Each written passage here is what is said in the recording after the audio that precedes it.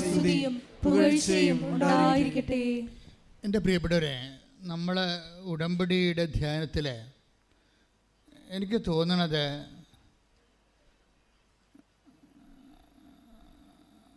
നമ്മൾ ദൈവത്തോട് ചോദിക്കേണ്ട ഏറ്റവും വലിയ അനുഗ്രഹം എന്ന് പറയണത് ദൈവ അനുഭവത്തെക്കുറിച്ചാണ്. ഇപ്പം നിങ്ങൾ ജോലി വേണം, വീട് വേണം, വിവാഹം നടക്കണം,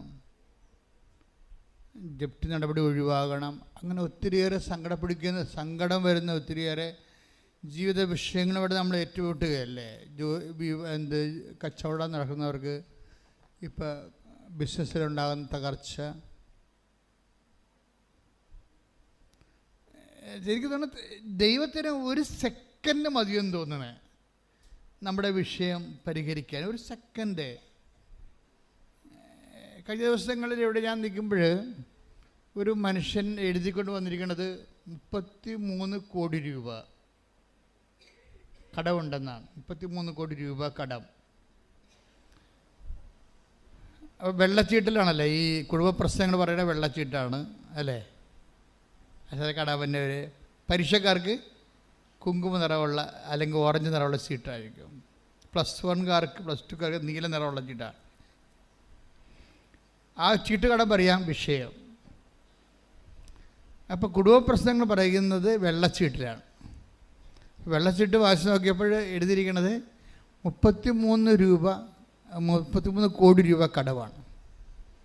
അപ്പോൾ അതുമാത്രം എഴുതിയിട്ടുള്ളൂ എൻ്റെ അടുത്ത്, 33 കോടി രൂപ കടം. അപ്പോൾ ഞാനത് ചോദിച്ചു, ഇത് എന്താണിത് പരിഹാരം, എന്തെങ്കിലും മനസ്സിലുണ്ടോ എന്ന് ചോദിച്ചു. കാര്യം അദ്ദേഹത്തിൻ്റെ ബിസിനസ്സിനെക്കുറിച്ച് സ്വാഭാവികമായിട്ട് നടക്കേണ്ട സ്വാഭാവിക സൊല്യൂഷനാണ് ഞാൻ ചോദിക്കുന്നത്. അതായത് ഡിവൈൻ സൊല്യൂഷനുണ്ട്. അയാൾക്ക് വേണ്ടത് മാനുഷിക സൊല്യൂഷനല്ലേ വേണ്ടത്. അപ്പം അതിന് സ്വാഭാവികമായി അദ്ദേഹത്തിൻ്റെ ബിസിനസ്സുമായിട്ട് ചേർന്ന എന്താണ് സൊല്യൂഷനാണ് മനസ്സിലുള്ളതെന്ന് ചോദിച്ചു. അമ്മയുടെ അടുത്ത് വന്ന് പറയണ മുമ്പ് നമ്മളത് ചോദിക്കണമല്ലോ. അത് ചിലത് ഞാൻ ചോദിക്കും. അപ്പോൾ അദ്ദേഹം പറഞ്ഞ്, അച്ഛാ ഗൾഫിൽ എൻ്റെ ഒരു ഓർഡർ റിജക്റ്റ് ചെയ്തതെന്ന് പറഞ്ഞു. അപ്പോൾ അത് 32 കോടി രൂപയുടെ ഓർഡറാണ് റിജക്റ്റ് ചെയ്തിരിക്കുന്നത്. കമ്പനി വരെ സ്കോഷായിപ്പോയി, സ്മാഷ്. അത് കമ്പനി നിലവില്ലാത്ത രീതിയിൽ കമ്പനി ലോക്ക്ഡൗണായി. അതാണ് പ്രശ്നം.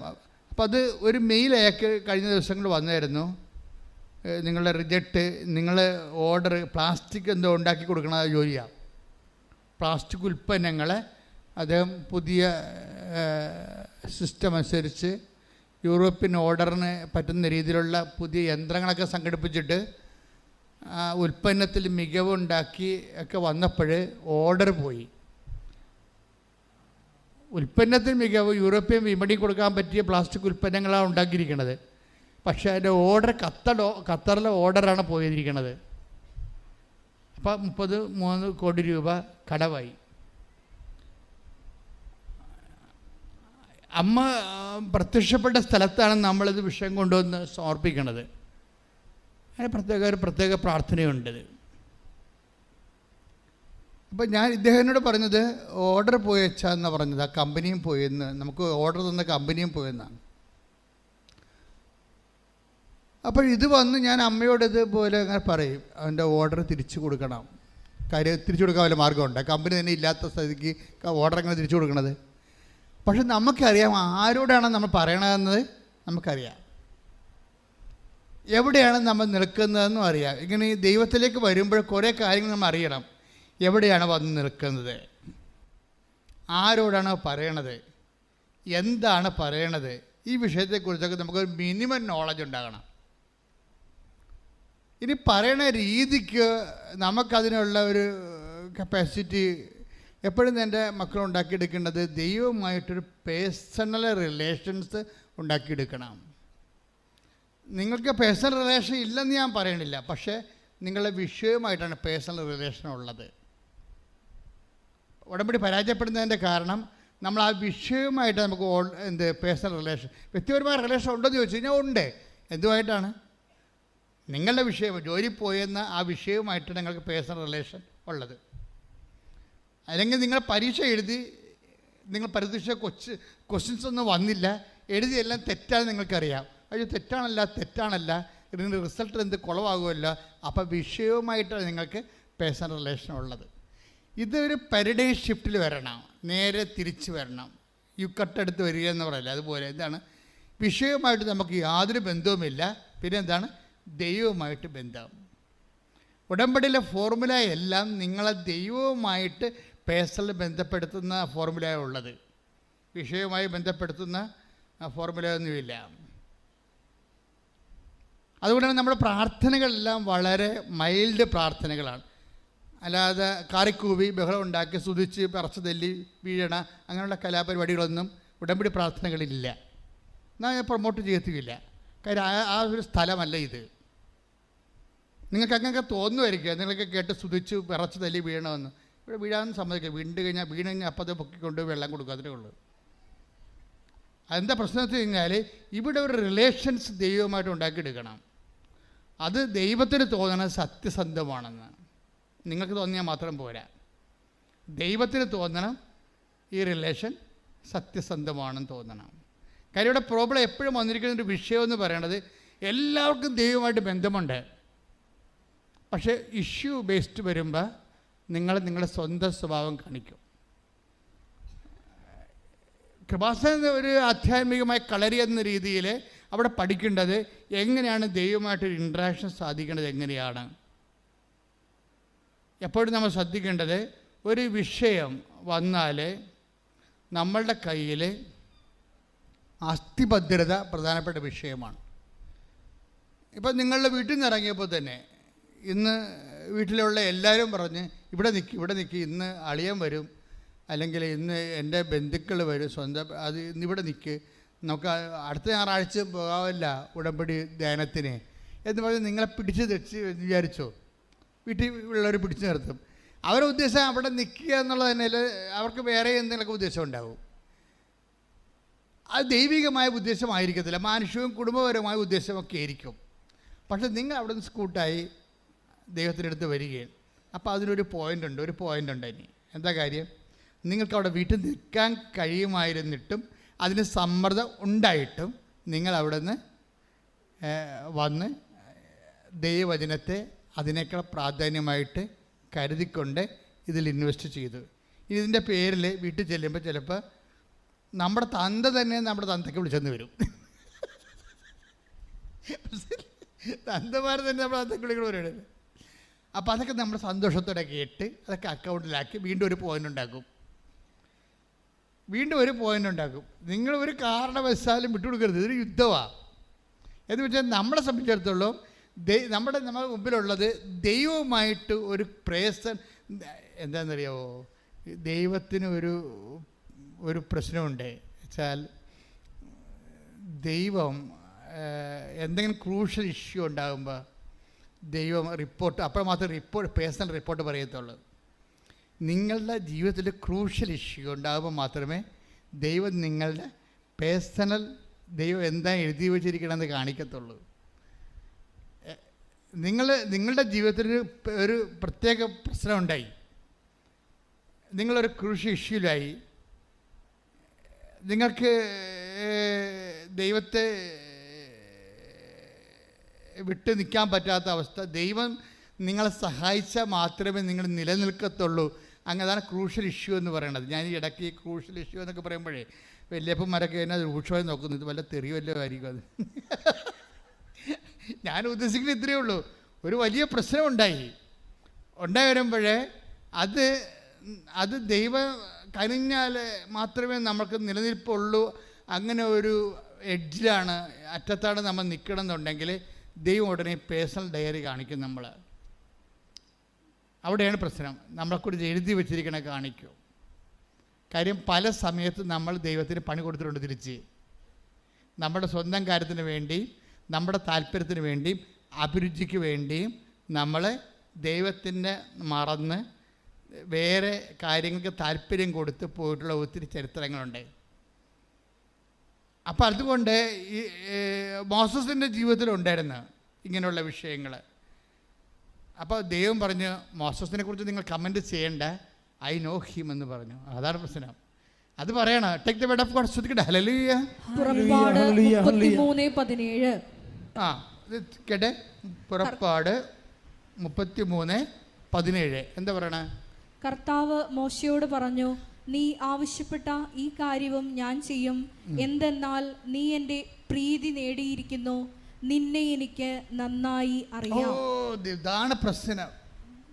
നീ എൻ്റെ പ്രീതി നേടുക എന്ന് മരപ്പെട്ടിക്കും പറ്റും. പക്ഷേ അവസാനം പറഞ്ഞത് ഇത്തിരി പെസകാണ്. എന്താണ്? നിന്നെ എനിക്ക് ഫോർ ഗുഡ് ഓർ ബാഡ്, നന്നായിട്ടായാലും മോശമായിട്ടായാലും ഐ നോ യു. ഇതിൽ നിന്ന് നമുക്ക് രക്ഷപ്പെടാൻ പറ്റത്തില്ല. നന്നായിട്ടായാലും മോശമായിട്ടായാലും എനിക്ക് നിന്നെ അറിയാം. അപ്പം മോസസിനെ കുറിച്ച് അറിയാവുന്നത് നന്നായിട്ടാണ്. അതാ വിഷയം. നന്നായിട്ടാണ് വെച്ച് കഴിഞ്ഞാൽ അതായത് എൻ്റെ മക്കളെ, ഉടമ്പടി എന്ന് പറയുന്നത് ഞാൻ എപ്പോഴും പറയാം, ഇറ്റ്സ് എ ബൈലാറ്ററൽ എഗ്രിമെൻ്റ് എന്ന് പറയും. പേഴ്സൺ ടു പേഴ്സൺ എഗ്രിമെൻ്റാണ്. അതോടുകൂടി നമ്മൾ ഒരു തീരുമാനം എടുത്തിരിക്കുകയാണ്. എന്താണ്? ദൈവത്തിന് വേണ്ടി ജീവിക്കാൻ വേണ്ടി തീരുമാനം എടുക്കുകയാണ്. നമ്മുടെ വിഷയത്തിനല്ല പ്രാധാന്യം. പിന്നെ എന്താണ്? ദൈവമായിട്ടുള്ള പേഴ്സണൽ ബന്ധത്തിനാണ് പ്രാധാന്യം. ഇത് ഭയങ്കര സീരിയസ് ആയിട്ട് എടുക്കണേ. മോസസ് ഈ കണ്ട ജനങ്ങളെ മുഴുവനും ഈജിപ്തിൽ നിന്ന് വിളിച്ചിറക്കി മരുഭൂമിയിലൂടെ കൊണ്ടുപോകുമ്പോഴും ആ മനുഷ്യന് ദൈവത്തോട് മാത്രമായിരുന്നു കൂറ്, ജനങ്ങളോടുള്ള കൂറ്, ദൈവത്തോടെ കൂറ്. അതുകൊണ്ടാണ് ദൈവം പറയണത്, ഒരിക്കൽ മോസസ് സീനായ മലമുകളിലേക്ക് പോയി, പിന്നെ കാണാണ്ടായി. 5-6 ദിവസത്തെക്കുറിച്ച് മോസസിനെക്കുറിച്ച് ഒരു പിടിയുമില്ലാതെ. അപ്പം കുറേ ജനങ്ങൾ പറഞ്ഞ്, ജനങ്ങളുടെ കൂട്ടത്തിൽ എപ്പോഴും പ്രതിപക്ഷം ഉണ്ടാകും, ദൈവത്തിൻ്റെ പ്രതിപക്ഷം. കുടുംബത്തിലുണ്ട്, നിങ്ങളുടെ കുടുംബത്തിലുണ്ടാകും ദൈവത്തിൻ്റെ പ്രതിപക്ഷം. ദൈവത്തിൻ്റെ ഭരണകക്ഷി ഉണ്ടാകും, ദൈവത്തിൻ്റെ പ്രതിപക്ഷം ഉണ്ടാകും. എന്തെങ്കിലും ഒരു ഇഷ്യൂ ഉണ്ടായി, കെട്ടിയെടുത്ത് ആലപ്പുഴ പോയില്ല, എന്നിട്ട് ഉണ്ടാക്കിയ ഇവിടെ ചോദിക്കൂ, എടി ഞാൻ വേല എടുത്തിട്ടാണ് കഞ്ഞി വെക്കുന്നത്, അല്ലാതെ ഉടമ്പടി എടുത്തിട്ടല്ല. അതാണ് ദൈവത്തിൻ്റെ പ്രതിപക്ഷം. കണ്ട അവനവരോണ്ടാ. അത് എന്തെങ്കിലും ഈടറവ് വരുമ്പോൾ മാത്രമേ അത് ദൈവത്തിൻ്റെ പ്രതിപക്ഷം വരത്തുള്ളൂ. അല്ലെങ്കിൽ മിണ്ടാതെ അടങ്ങി ഒതുങ്ങി അവിടെ ഇരുന്നുള്ളൂ. നീ സാക്ഷ്യം പറഞ്ഞു കഴിഞ്ഞാൽ നിനക്ക് അനുഗ്രഹം കിട്ടി സാക്ഷ്യം പറഞ്ഞു എന്ന് പറഞ്ഞു ഒരു ഓയൊക്കെ വെച്ചാൽ അവിടെ ഇരുന്നുള്ളൂ, കുഴപ്പമില്ല, ഉപദ്രവം ചെയ്യത്തില്ല. പക്ഷേ എന്തെങ്കിലും നമ്മളുടെ ജീവിതത്തിൽ വിശ്വാസത്തിന് എതിരെ സംഭവിച്ചാൽ ഈ പ്രതിപക്ഷം ശക്തി പ്രാപിക്കും. ഉടനെ ആങ്ങളെയാകാം, ചിലപ്പോൾ അയൽവാസിയാകാം, അപ്പനാകാം, അമ്മയാകാം, എല്ലാവരും വരും, രംഗത്ത് വരും. അപ്പോൾ അക്കാലങ്ങളിലൊക്കെ നിങ്ങൾ ചെയ്യേണ്ട സംഭവിച്ചു കഴിഞ്ഞാൽ അവർ പറഞ്ഞാൽ ശരിയായിരിക്കുമോ അറിയത്തില്ല എന്ന് പറയരുത്. നിങ്ങൾ സ്റ്റാൻഡ് എടുക്കണം. ദൈവത്തിൻ്റെ കൂടെയുള്ള ജീവിതത്തിൽ കോംപ്രമൈസ് ഇല്ലാത്ത, ഒത്തുതീർപ്പില്ലാത്ത സ്റ്റാൻഡ് എടുക്കണം. ഇതെല്ലാം പോയിൻറ്റ്സായിട്ട് മാറും. പോയിൻറ്റ്സായിട്ട് മാറി വരുമ്പോൾ കുറച്ച് കഴിയുമ്പോൾ ദൈവം തന്നെ പേഴ്സണലായിട്ട് നിങ്ങളുടെ മുമ്പിൽ പ്രത്യക്ഷമാകും പോലെയുള്ള അനുഭവങ്ങളുണ്ടാകും. അതുകൊണ്ടാണ് അച്ഛൻ ആദ്യമേ പറഞ്ഞത്, മക്കളെ വിഷയത്തെ പ്രാധാന്യം കൊടുക്കരുത്. നിങ്ങൾ ഉടമ്പടി എടുക്കുമ്പോൾ ചിന്തിക്കേണ്ട, ദൈവമേ ഞാനും നീയുമായിട്ടൊരു വ്യക്തിപരമായ ബന്ധമുണ്ടാകാൻ, അത് ദൈവാനുഭവത്തിന് വേണ്ടി എന്നെ, മനസ്സിലായില്ലേ? ഉടമ്പടി പ്രാധാന്യം കൊടുക്കുന്നത് എന്തിനാണ്? ദൈവാനുഭവം എന്ന് പ്രാർത്ഥിച്ചേ. കർത്താവേ ഞാൻ ചെയ്ത ഉടമ്പടി പാലിച്ചുകൊണ്ട് ഞാനും ദൈവവും തമ്മിൽ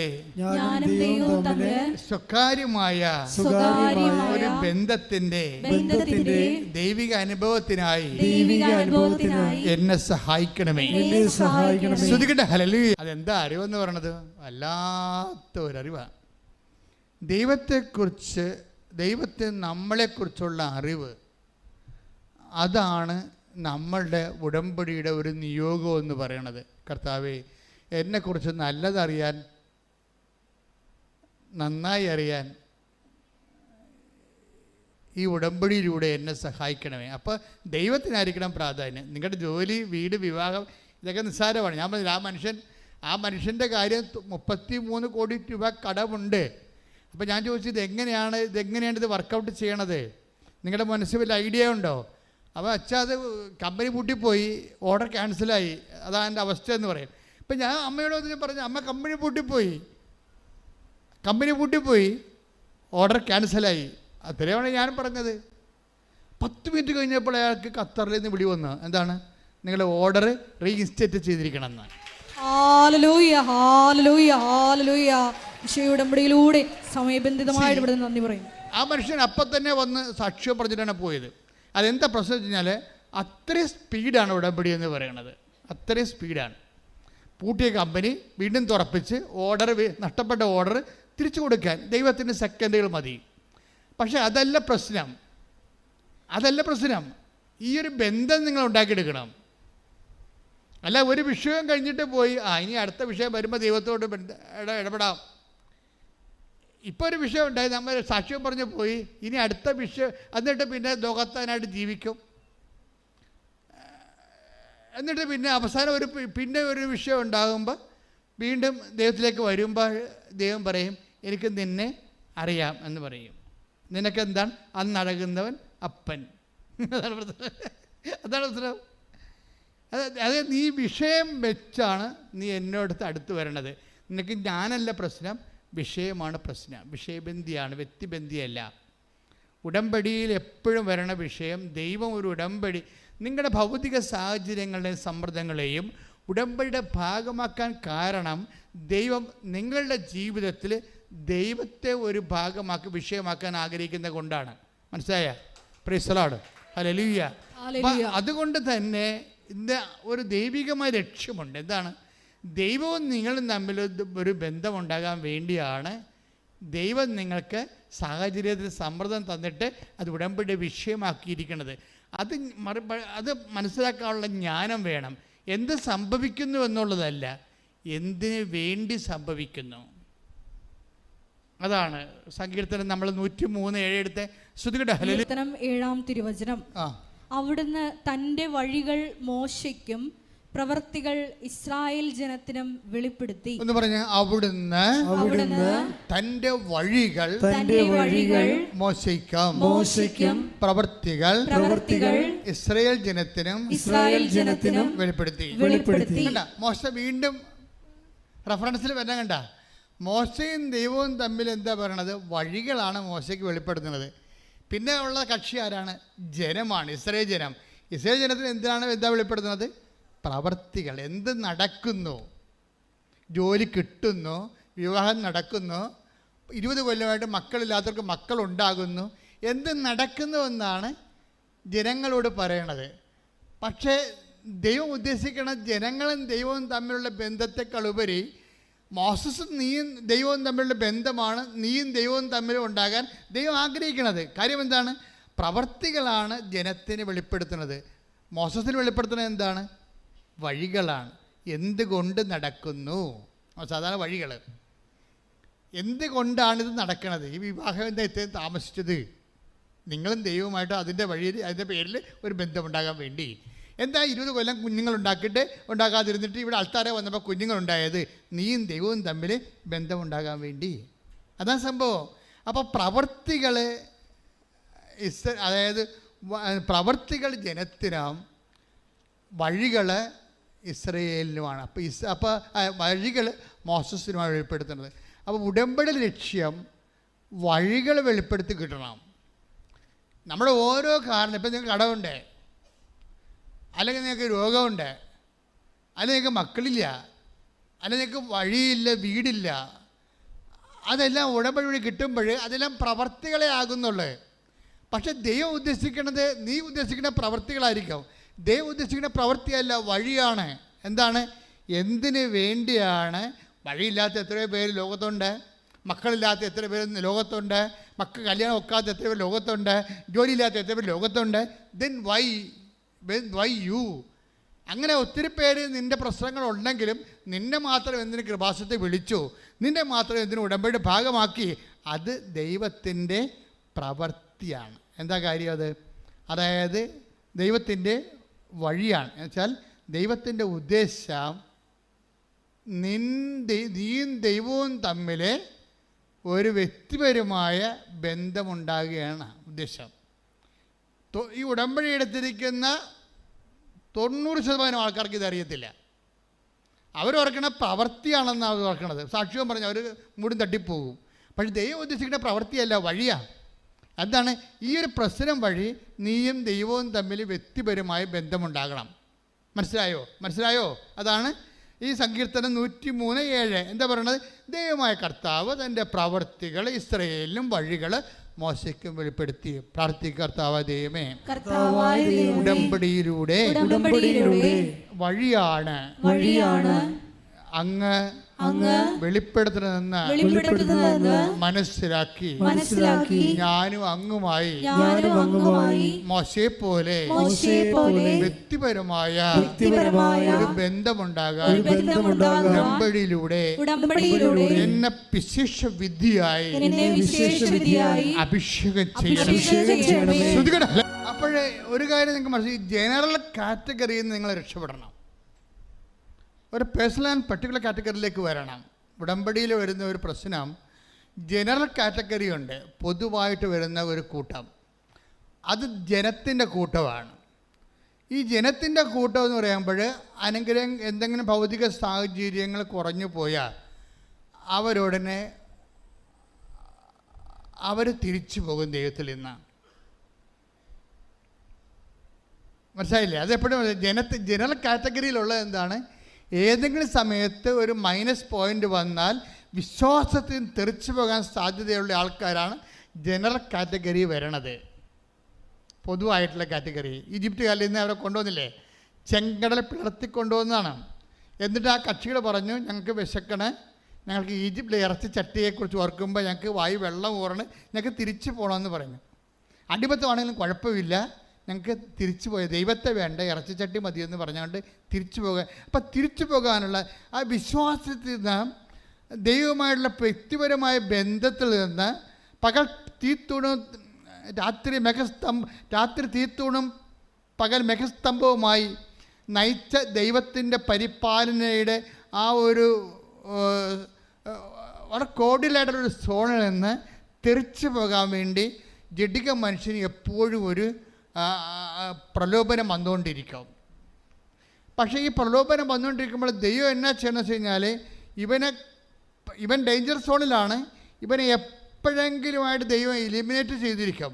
ഒരിക്കലും വിശ്വാസത്തിലും തിരിച്ചു പോകണമെന്ന് നിങ്ങൾക്ക് തോന്നിയാൽ, ഏതെങ്കിലും ഭൗതിക സാഹചര്യം ലഭിക്കാതിരിക്കുകയോ, നിങ്ങൾ ആഗ്രഹിച്ച ജോലി, നിങ്ങൾ ആഗ്രഹിച്ച പ്രമോഷൻ, നിങ്ങൾ ആഗ്രഹിച്ച പറമ്പ് നിങ്ങൾക്ക് കിട്ടാതിരിക്കുന്നതിൻ്റെ പേരിൽ നിങ്ങൾക്ക് പ്രാർത്ഥന മുടങ്ങുകയോ ഉടമ്പടിയുടെ നിബന്ധനകൾ മുടങ്ങുകയോ ചെയ്താൽ നിങ്ങൾ തിരിച്ചു പോകുന്ന കൂട്ടത്തിലാണ് കാറ്റഗറൈസ് ചെയ്തിരിക്കുന്നത്.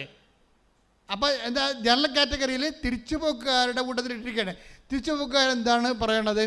അത് അവർ എന്താ പറയണത്? 16 പുറപ്പാട് 13:3 എടുത്ത് ശ്രദ്ധിക്കട്ടെ. Hallelujah hallelujah hallelujah hallelujah hallelujah യേശുവേ നന്ദി. Hallelujah hallelujah hallelujah hallelujah hallelujah. പുറപ്പാട് 16:3 ഇസ്രായേൽക്കാർ അവരോട് പറഞ്ഞു, ഈജിപ്തിൽ ഇറച്ചി പാത്രത്തിന് അടുത്തിരുന്ന് തൃപ്തിയാവോളം അപ്പം തിന്നുകൊണ്ടിരുന്നപ്പോൾ കർത്താവിന്റെ കരത്താൽ കൊല്ലപ്പെട്ടിരുന്നുവെങ്കിൽ എത്ര നന്നായിരുന്നു.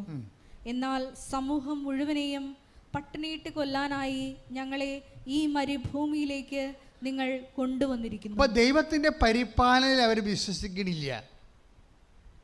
മറിച്ച് ഇന്നലെയുള്ള കാലങ്ങളിലെ വിശ്വാസരാഹിത്യത്തിൻ്റെ കാലങ്ങളിൽ ദൈവത്തെ മറന്ന് ജീവിച്ചപ്പോൾ ഏത് ബാറിലും അവർക്ക് കയറാൻ പറ്റുമായിരുന്നു.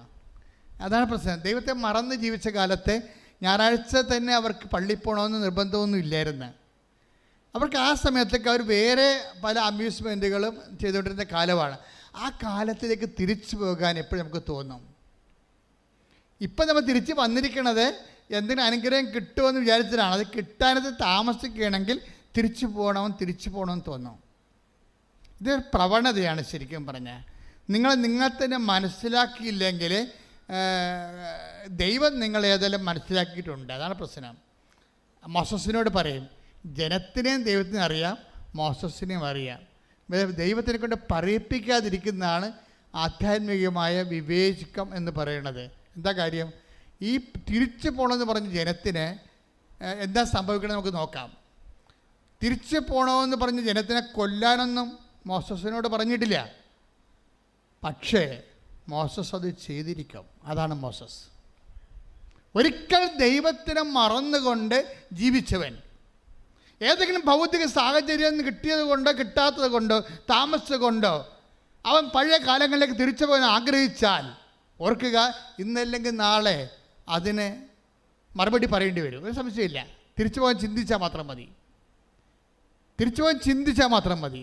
ദൈവിക മേഖലയും ദൈവിക കൃപയും ഇന്ന് ഭൗതികമായ നക്കാപ്പിച്ച അനുഗ്രഹത്തിൻ്റെ പേരിൽ അത് കിട്ടിയത് കൊണ്ട് കിട്ടാത്തത് കൊണ്ട് കുറഞ്ഞു പോയത് കൊണ്ട് പ്രാർത്ഥന മുടക്കാവുന്നു.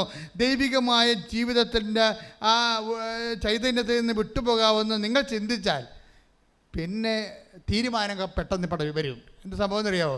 അത് അറിയണം. എന്നുണ്ടെങ്കിൽ പുറപ്പാട് 32:7 32:7 പുറപ്പാട് 32:7 ശ്രുതികട്ടെ. ഹല്ലേലൂയ ഹല്ലേലൂയ ഹല്ലേലൂയ ഹല്ലേലൂയ യേശുവേ നന്ദി. Hallelujah hallelujah.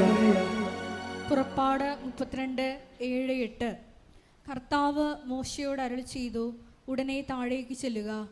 നീ ഈജിപ്തിൽ നിന്ന് കൂട്ടിക്കൊണ്ടുവന്ന നിന്റെ ജനം തങ്ങളെ തന്നെ ദുഷിപ്പിച്ചിരിക്കുന്നു.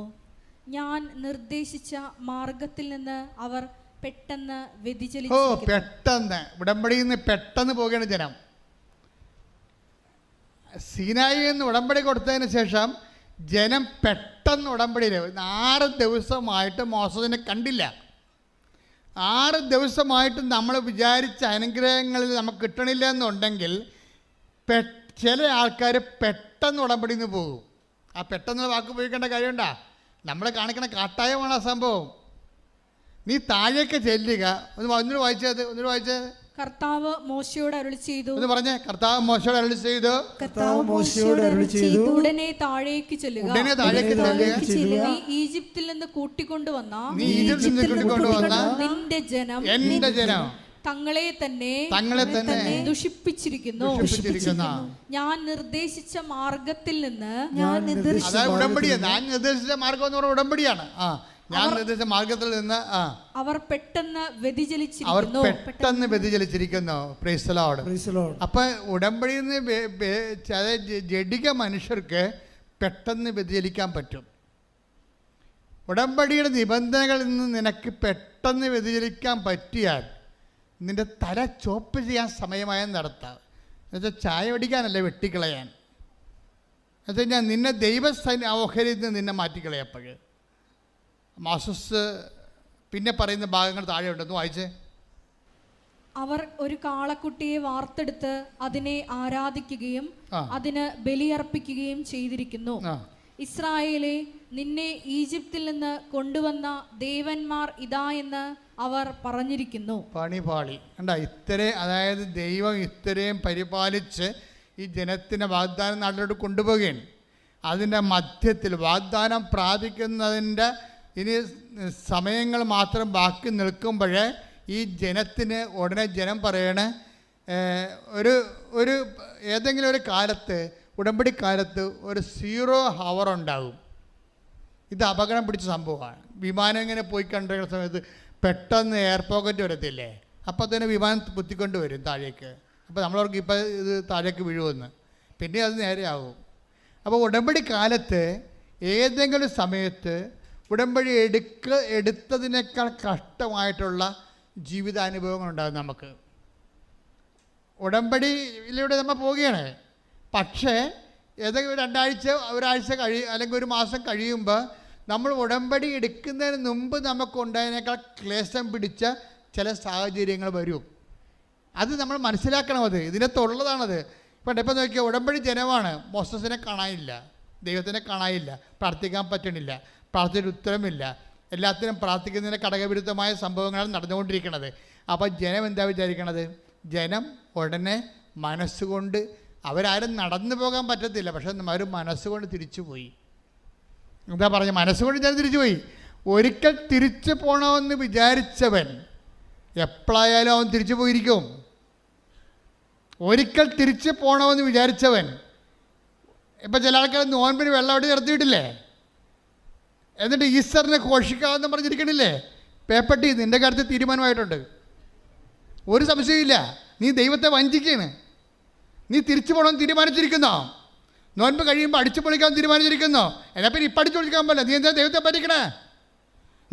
പറ്റിക്കണേ? അപ്പോൾ തിരിച്ചു പോകണമെന്ന് തീരുമാനിക്കുന്നവൻ എപ്പോഴായാലും തിരിച്ചു പോയിരിക്കും. ഓർക്കുക, തിരിച്ചു പോണവൻ പ്രവണത ഉള്ളവൻ്റെ പുസ്തകത്തിൽ ദൈവം എന്നെ നിനക്കറിയാമെന്ന് തന്നെ എഴുതിയിരിക്കണത്. എന്നെ നിന്നെ എനിക്ക് അറിയാമെന്ന് തന്നെ എഴുതിയിരിക്കണത്. ദൈവത്തിന് എഴുതുന്ന ഒരു വാക്കാണത്. ദൈവത്തിൻ്റെ പുസ്തകത്തിൽ എഴുതുന്ന വാക്കാണത്. എന്താണ്? നിന്നെ എനിക്കറിയാമെന്ന്. വേറെ ഒന്നും എഴുതത്തില്ല, വിശദീകരണമൊന്നുമില്ല. ദൈവത്തിൻ്റെ അനന്ത ജ്ഞാനത്തിൽ വിശദീകരണം ടക് ടക് ടകാന്ന് വന്നുകൊണ്ടിരിക്കും. പക്ഷേ എഴുതണ ഇത്രയേ ഉള്ളൂ. എന്താണ്? നിന്നെ എനിക്ക് അറിയാം. അത്ര എഴുത്തുള്ളൂ.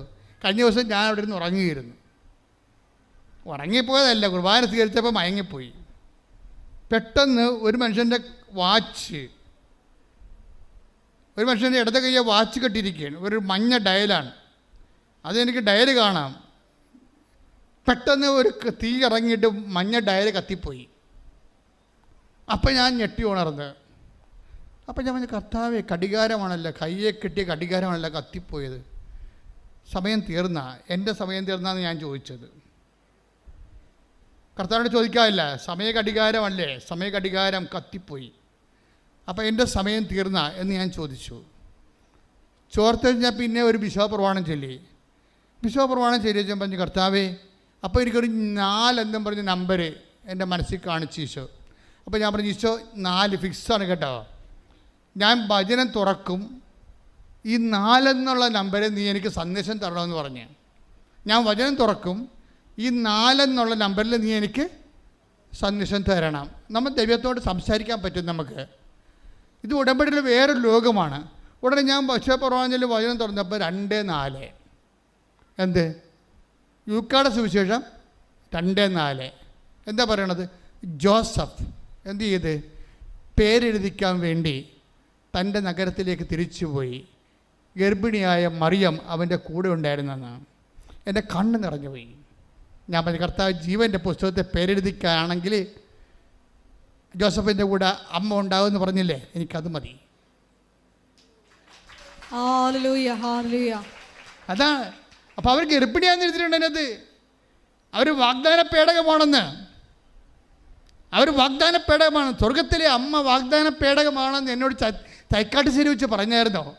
ഞാൻ ഉടമ്പടി പുസ്തകം എഴുതിക്കൊണ്ടിരിക്കുന്ന സമയത്ത് പറഞ്ഞു, സ്വർഗത്തിൽ ഒരാലയം കണ്ടു. Take the word of God. പുറപ്പാടിൻ്റെ പുസ്തകം, വെളിപാടിൻ്റെ പുസ്തകം, വെളിപാട് 11:19. വെളിപാട് 11:19. അപ്പോൾ സ്വർഗത്തിൽ ദൈവത്തിന്റെ ആലയം തുറക്കപ്പെട്ടു. പറഞ്ഞ, അപ്പോൾ സ്വർഗത്തിൽ ദൈവത്തിന്റെ ആലയം തുറക്കപ്പെട്ടു. അതിൽ അവിടുത്തെ വാഗ്ദാന പേടകം കാണായി. മിന്നൽ പിണരുകളും ഘോഷങ്ങളും ഇടിമുഴക്കങ്ങളും ഭൂകമ്പവും വലിയ കന്മഴയും ഉണ്ടായി. അടുത്ത വരി. സ്വർഗത്തിൽ വലിയ ഒരു അടയാളം കാണപ്പെട്ടു. സൂര്യനെ ഉടയാടയാക്കിയ ഒരു സ്ത്രീ, അവളുടെ പാദങ്ങൾക്കടിയിൽ ചന്ദ്രൻ, ശിരസിൽ 12 നക്ഷത്രങ്ങൾ കൊണ്ടുള്ള കിരീടം.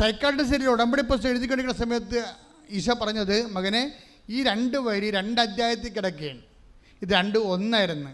അധ്യായം ഇട്ടവന് വന്ന പെസകാണെന്ന്, അധ്യായം തിരിച്ചവന് വന്ന പെസകാണെന്ന്. എന്ന് വെച്ച് കഴിഞ്ഞാൽ 2, അതായത് 11ഉം 12ഉം ആ വചനമെല്ലാം ഒന്നാണ്. അതായത് സ്വർഗത്തിൽ അടയാളം കാണപ്പെട്ടു, വാഗ്ദാന പേടകം കാണപ്പെട്ടു. പിന്നെ ആ വാഗ്ദാന പേടകം ആരാണ്? ഒരു സ്ത്രീയാണെന്ന്, അവൾ ഗർഭിണിയായിരുന്നെന്ന്. അപ്പം അമ്മയാണ് വാഗ്ദാന പേടകം എന്നാണ് പറയണത്. Praise the Lord. ഈ വാഗ്ദാന പേടകമായ അമ്മയോടാണ് നമ്മൾ ഉടമ്പടി ചെയ്തിരിക്കുന്നത്. അതാണ് ഉടമ്പടി മാതാവെന്ന് പറയുന്നത്.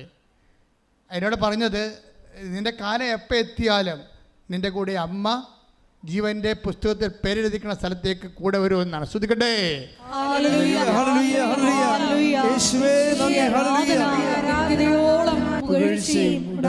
അപ്പോൾ എൻ്റെ മക്കളെ, നമ്മൾ എന്തെല്ലാം അനുഗ്രഹങ്ങളെക്കുറിച്ചാണ് നിങ്ങൾ സ്വപ്നം കാണുകയും അതിൽ അമിതമായ പ്രാധാന്യം കൊടുക്കുകയും ചെയ്യുമ്പോൾ എനിക്ക് തോന്നണത്, ഉടമ്പടിയിൽ ഏറ്റവും കൂടുതൽ പ്രാധാന്യം കൊടുക്കേണ്ട നിയോഗം എന്ന് പറയുന്നത് ദൈവാനുഭവമാണ്. ദൈവാനുഭവത്തിന് ഒന്നാമത്തെ ദൈവാനുഭവം, ഒന്നാമത്തെ നിയോഗം എന്ന് പറയുന്നത്, എനിക്ക് ദൈവത്തെ അനുഭവിക്കണം, എനിക്ക് ദൈവത്തെ കാണണം, എനിക്ക് ദൈവത്തിന് വേണ്ടി ജീവിക്കണം, ദൈവത്തിൻ്റെ കൂടെ ആയിരിക്കണം. അങ്ങനെയാണ് നിൻ്റെ മനസ്സെങ്കിലേ ബാക്കിയെല്ലാം എളുപ്പമാകും. നീ അത് അവസാനത്തെ കാരണമായിട്ട് പോലും എഴുതണില്ലല്ലോ. അവസാനം ഒന്നുമില്ലേ, കെട്ടിച്ചു വിട്ട മകളുടെ കാര്യം എഴുതി വെക്കും. കെട്ടിച്ചു വിട്ട മകൾക്ക് എഴുതണ്ടെന്നല്ല കാര്യം, എഴുതാനുള്ള എല്ലാം എഴുതിയെങ്കിലും സ്വന്തം കാര്യം മാത്രമേ എഴുതത്തുള്ളൂ, കുടുംബത്തിലുള്ള കാര്യം മാത്രമേ എഴുതത്തുള്ളൂ. അത് ചില ആൾക്കാർ മാത്രമേ അയൽവാസികളുടെ കാര്യം എഴുതത്തുള്ളൂ. പിന്നെ ഞാനിപ്പോൾ വണ്ടിയും കാശും മുടക്കി ഇടിയും കൊണ്ട് വേർപ്പഴിച്ച് ഇവിടെ പുഴുങ്ങി ഇവിടെ ഇരുന്നിട്ട് നടുക്കട എഴുതാനാണ് എൻ്റെ കാര്യം നടക്കണ്ട അവിടെ എന്ന് പറയും. അതോടുകൂടി ഉടമ്പടിക്ക് തീരുമാനമാകും. എന്താ കാര്യം? നീ ലോകത്താനാ, നീ ദൈവിക ജീവൻ നിന്നിൽ വസിക്കണില്ല. നീ സ്വന്തം വയറ്റിപ്പഴപ്പിന് വേണ്ടി മാത്രം കെട്ടിയെടുത്ത് വണ്ടിയും കയറി ഇവിടെ വന്നിരിക്കുകയാണ്. ആ ദൈവത്തിന് എന്തിനാ പിടികൊടുക്കണേ? ദൈവത്തിന് പിടികൊടുക്കരുത്, മറിച്ച് ദൈവം നമ്മളെ പിടിക്കണം. ശ്രദ്ധിക്കട്ടെ. ഹല്ലേലൂയ. കാലങ്ങളിൽ നെഗറ്റീവ്സ് എപ്പോഴും സംഭവിച്ചുകൊണ്ടിരിക്കാം, തീ എപ്പോഴും കത്തിക്കൊണ്ടിരിക്കും. ദൈവത്തിൻ്റെ സാന്നിധ്യത്തിൻ്റെ ഭാഗമായിട്ട് ഉടമ്പടിയിൽ തീ കത്തിക്കൊണ്ടിരിക്കും. എന്ന് വെച്ചാൽ നമ്മൾ പൊള്ളണ അനുഭവങ്ങൾ ഉണ്ടായിക്കൊണ്ടിരിക്കും. പൊള്ളൻ അനുഭവങ്ങൾ ഉള്ളത് കൊണ്ട് വെച്ചാൽ അതിൻ്റെ എലിമിനേഷനിലേക്ക് നമ്മളിലുള്ളതിനെ ഇപ്പോൾ തന്നെ നമ്മളുള്ള സ്മിർണയിലെ സഭ, take the word of God. വെളിപാട് എടുത്ത് 3:2 എടുത്ത് 3:2. വെളിപാട് 3:2. ഉണരുക, നിന്നിൽ ആസന്ന മരണമായി അവശേഷിക്കുന്നതിനെ ഉത്തേജിപ്പിക്കുക. പറഞ്ഞേ ഉണരുക, നിന്നിൽ ആസന്ന മരണമായി അവശേഷിക്കുന്നതിനെ ഉത്തേജിപ്പിക്കുക. എപ്പോഴും ഉടമ്പടിയിൽ എപ്പോഴും തീയിലാണ് ഉടമ്പടി ചെയ്യണത്. എപ്പോഴും നമ്മളിവിടെ കൊണ്ടുവന്ന് പുസ്തകം ഇവിടെ കൊണ്ടുവന്ന് നിങ്ങളുടെ നിയോഗം ഇടുന്നത് ഒരു വിഷയം. പക്ഷേ ഉടമ്പടി നടക്കുന്നത് ദൈവത്തിന് പറ്റാത്ത നമ്മളുടെ ജീവിതത്തിലുള്ള ദൈവവിരുദ്ധമായ കണങ്ങളെ എപ്പോഴും ഇങ്ങനെ ബേൺ ചെയ്ത് കളഞ്ഞുകൊണ്ടിരിക്കും. എന്നിട്ട് ക്ഷമ, ദയ, നന്മ, വിശ്വസ്തത, ആത്മസംയമനം. നമ്മുടെ അഹങ്കാരമൊക്കെ ഇല്ലേ, അഹങ്കാരമൊക്കെ ഉണ്ടാവില്ല നമ്മളിൽ. അതുകൊണ്ടല്ലേ പത്രം കൊടുപ്പൊക്കെ വെച്ചിരിക്കണം, അതിൻ്റെ പേരിലാണ് വെച്ചിരിക്കണത്. എന്താ കാര്യം? പത്രം കൊടുക്കണമെങ്കിൽ അതിനു വേണ്ടി നമ്മുടെ ദുരഭിമാനം കളഞ്ഞിട്ട് മാത്രമേ നമുക്കതൊക്കെ ചെയ്യാൻ പറ്റത്തുള്ളൂ. ബേൺ ചെയ്യാൻ വേണ്ടി ഒത്തിരി സംഭവങ്ങളെ വെച്ചിട്ടുണ്ടേ, ബേൺ ചെയ്ത് കളയാൻ വേണ്ടി. കാര്യം നമുക്ക് ആവശ്യമില്ലാത്ത ദുരഭിമാനം, നമ്മുടെ വീട്, നമ്മുടെ പറമ്പ്, നമ്മുടെ ജാതി, നമ്മുടെ വർഗം, നമ്മുടെ തറവാട്, നമ്മുടെ സൗന്ദര്യം, നമ്മുടെ സ്കൂളിലും കോളേജിലൊക്കെ നമ്മുടെ നിലപാട്, ഇങ്ങനെയൊക്കെ കുറേ സംഭവങ്ങളില്ലേ.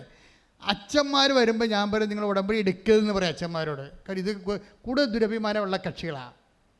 എന്താ അവനെ ഞാൻ പറയും നിങ്ങൾ ഉടമ്പടി എടുക്കണമെന്നുണ്ടെങ്കിൽ ഓഹ ഇട്ടുകൊണ്ട് തന്നെ പത്രം കൊടുക്കാൻ പോകണമെന്ന് പറയും. അല്ല പാൻസിട്ടുണ്ട് ആൾക്കാരെ പറ്റിക്കരുതെന്ന് പറയും. ഞാൻ എൻ്റെ കാര്യം എനിക്ക് പറയാൻ ബാധ്യതരാണ്, ഞാൻ പറയാൻ ബാധ്യതരാണ്. കാര്യം ഇവർക്ക് ബുദ്ധിമുട്ടല്ലേ സംഭവം. അവരുടെ സ്റ്റാറ്റസ് അവർ കീപ്പ് ചെയ്യും, എപ്പോഴും സ്റ്റാറ്റസ് കീപ്പ് ചെയ്യും. ഞാൻ പറഞ്ഞ അച്ഛൻ സ്റ്റാറ്റസ് കീപ്പ് ചെയ്യും. അതുകൊണ്ട് അച്ഛനേക്കാൾ നേരത്തെ വേറെ ആൾക്കാർ ദൈവാനുഗ്രഹം മേടിച്ചിട്ട് പോകും.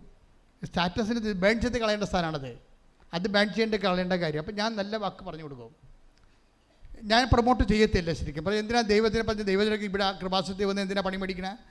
മറിച്ച് മര്യാദയ്ക്ക് എളിമപ്പെട്ടിട്ട് കർത്താവിൻ്റെ കൃപയിൽ സ്റ്റാറ്റസ് നോക്കാതെ ദൈവത്തിന് പ്രാധാന്യം കൊടുത്തുകൊണ്ട് ഞാൻ അച്ഛനാണെന്ന് തന്നെ ഞങ്ങളുടെ മുമ്പിൽ അഡ്രസ്സ് ചെയ്തുകൊണ്ട് ശുശ്രൂഷ ചെയ്യാൻ തയ്യാറാണെങ്കിൽ ആ സമയത്ത് ബേൺ ചെയ്യും ഉടമ്പടി. അപ്പം തന്നെ കർത്താവ് ആൻസർ ചെയ്യും. എന്താ കാര്യം?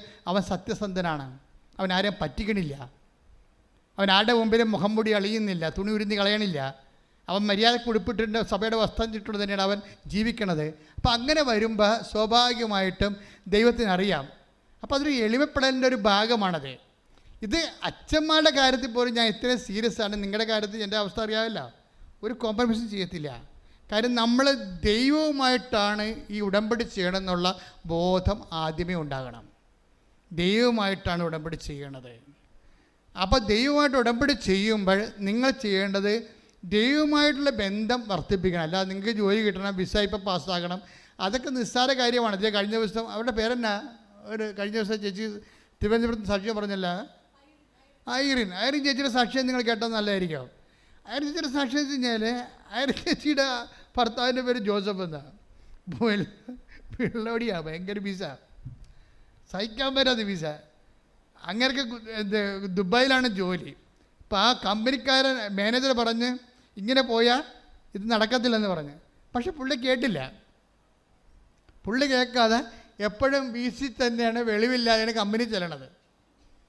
വെളിവില്ലാതെ കമ്പനി ചെന്ന് ചെയ്യണമൊക്കെ തെറ്റിപ്പോയി അവസാനം അയാൾ മാനേജർ തന്നെ വിളിച്ച് വൈഫിനോട് പറയും, നാട്ടിൽ ദേ ജോസഫിനെ കൊണ്ട് സഹിക്കട്ട് കേട്ടാ, ഇയാളെ കയറ്റി പിടിക്കണേ. സാറേ കയറ്റി വിടല്ലേ സാറേ, ഞങ്ങൾ ഒരിടത്തും എത്തിയിട്ടില്ല. ഇതിപ്പോൾ 4ാമത്തെ വാണിങ്ങാണ് കൊടുത്തിരിക്കണത്. ഇനി സഹിക്കാൻ പറ്റത്തില്ല, നമുക്ക് കമ്പനിക്ക് നഷ്ടമാണെന്ന് പറയണേ. ഇപ്പോൾ ഇവർ പട്ടാങ്ങി പറയൊക്കെ പറഞ്ഞെങ്കിലും ഫോണോടെ വെച്ച് ഒരാഴ്ച കഴിഞ്ഞപ്പോൾ ജോസഫ് അവർ കൊറിയർ ചെയ്ത് ചാക്കരി കെട്ടി സ്റ്റാമ്പ് ഒട്ടിച്ച് വിട്ടവർ കൊറിയർ വന്ന് ഇവിടെ ഇറങ്ങി വെളിവില്ലാതെ. അതെല്ലാം കഴിഞ്ഞപ്പോൾ പക്ഷേ ഈ ഐറിൻ ചേച്ചി ഭയങ്കര വില്ലത്തിയാണ്. അവരൊന്നും സാരമില്ല, നമുക്ക് പണിയുണ്ട്. എന്താണ്? കൃപാസന മാതാവുണ്ടെന്ന്. അതാണ് വിഷയം. ഒരു മനുഷ്യന്മാർ ജീവിതത്തെ കാണുന്ന രീതിയില്ലേ. ഭർത്താവിനെ പോസ്റ്റ് ചെയ്തിരിക്കുകയാണ്, അവരിങ്ങോട്ട് കൊറിയർ ചെയ്തിരിക്കുകയാണ്, ജീവിതം തീർന്നിരിക്കുകയാണ്. പക്ഷെ അവർ ജീവിതത്തിനോട് അവർ ടാച്ചിയാകുന്നില്ല. അത് പറഞ്ഞ് നമുക്ക് കൃപാസന മാതാവുണ്ട്. നേരെ വന്ന് ഉടമ്പടി എടുക്കും. ഉടമ്പടി എടുത്തിട്ട് ആരും പറയും ഞാൻ നിങ്ങളെയും കൊണ്ട് പോകാമെന്ന് പറയും. ഈ ചേച്ചിമാരുടെയൊക്കെ ഒരു ധൈര്യമേ, ഉടമ്പടി എടുത്തിട്ട് ഞാൻ നിങ്ങളെയും കൊണ്ട് അവിടുന്ന് ഡിസ്മിസ് ചെയ്ത് വിട്ടതാണ്. ഇയാളെയും കൊണ്ട് അവർ ഉടമ്പടിയുടെ ധൈര്യത്തിൽ ഉടമ്പടി പറയുന്നുണ്ട്, ഞാൻ ഉടമ്പടി കാശുരം പിടിച്ചുകൊണ്ട് ഹോൾഡ് ചെയ്തതിൻ്റെ വിശ്വാസ പ്രവണത ചൊല്ലിക്കൊണ്ട് ഞാൻ ഇവരെയും കൊണ്ട് ദുബായി ചെന്ന് ഭർത്താവിൻ്റെ കമ്പനി ചെന്ന് വെച്ച് പറഞ്ഞു, സാറേ ഞാൻ ഒരു എൽഡർ നേഴ്സാണ്, എനിക്ക് എങ്ങനെയായാലും ഇവിടുന്ന് എപ്പോഴായാലും എനിക്ക് ജോലി കിട്ടും, അല്ലെങ്കിൽ ഞാനെന്ത് ഏതെങ്കിലും തരത്തിൽ സീനിയർ സിറ്റിസൻസിനെങ്കിലും നോക്കിക്കൊണ്ട് ഞാൻ സെറ്റാകും, അതുവരെ ഈ മനുഷ്യനൊന്ന് ഇവിടെ എടുക്കണമെന്ന് പറഞ്ഞു. അപ്പോൾ അയാൾ പറഞ്ഞു എടുക്കണ പ്രശ്നമില്ല, ഇയാൾ ഞങ്ങൾ ഡിസ്മിസ് ചെയ്യണമെന്ന് നിങ്ങളെ വിളിച്ച് പറഞ്ഞതാണ്, ഇയാളെക്കൊണ്ട് ഞാൻ സൈകെട്ടെന്ന് പറഞ്ഞിട്ട് ഇവർ എടുക്കത്തില്ല, അമ്പിനും മില്ലും എടുക്കത്തില്ല. അപ്പോൾ ഉടനെ ഇവർ തിരികത്തിച്ച് വെച്ച് പച്ചത്തിരിയും നീലത്തിരിയൊക്കെ കത്തിച്ച് മാതാവിൻ്റെ അടുത്ത് കാര്യം സെറ്റാക്കി കഴിഞ്ഞപ്പോൾ ഒരു സംഭവം നടന്നു. എന്താ സംഭവം എന്നറിയാമോ? ദുബായ് ഗവൺമെൻറ് അന്ന് വരെ ചെയ്യാത്തൊരു സംഭവം ചെയ്ത്. എന്താണ്? ഇന്ത്യക്കാരൻ്റെ വിസ ക്യാൻസലാക്കി കളഞ്ഞു. ഇന്ത്യക്കാരൻ്റെ മൊത്തം വിസ ക്യാൻസലാക്കി കളഞ്ഞു. അതോടുകൂടി എന്നാ പറ്റിയത്? ഇങ്ങനെ അതോടുകൂടി ഈ ജോസഫിന് പകരം വേറെ ഒരുത്തനെ എടുത്തായിരുന്നു ഇന്ത്യയിൽ നിന്ന്. അയാൾ അങ്ങോട്ട് പോകാൻ വേണ്ടി നിൽക്കുമ്പോഴേ ഇപ്പം നിയമം വന്നിരിക്കുകയാണ്. എന്താണ്? വിസ ക്യാൻസലായെന്ന്.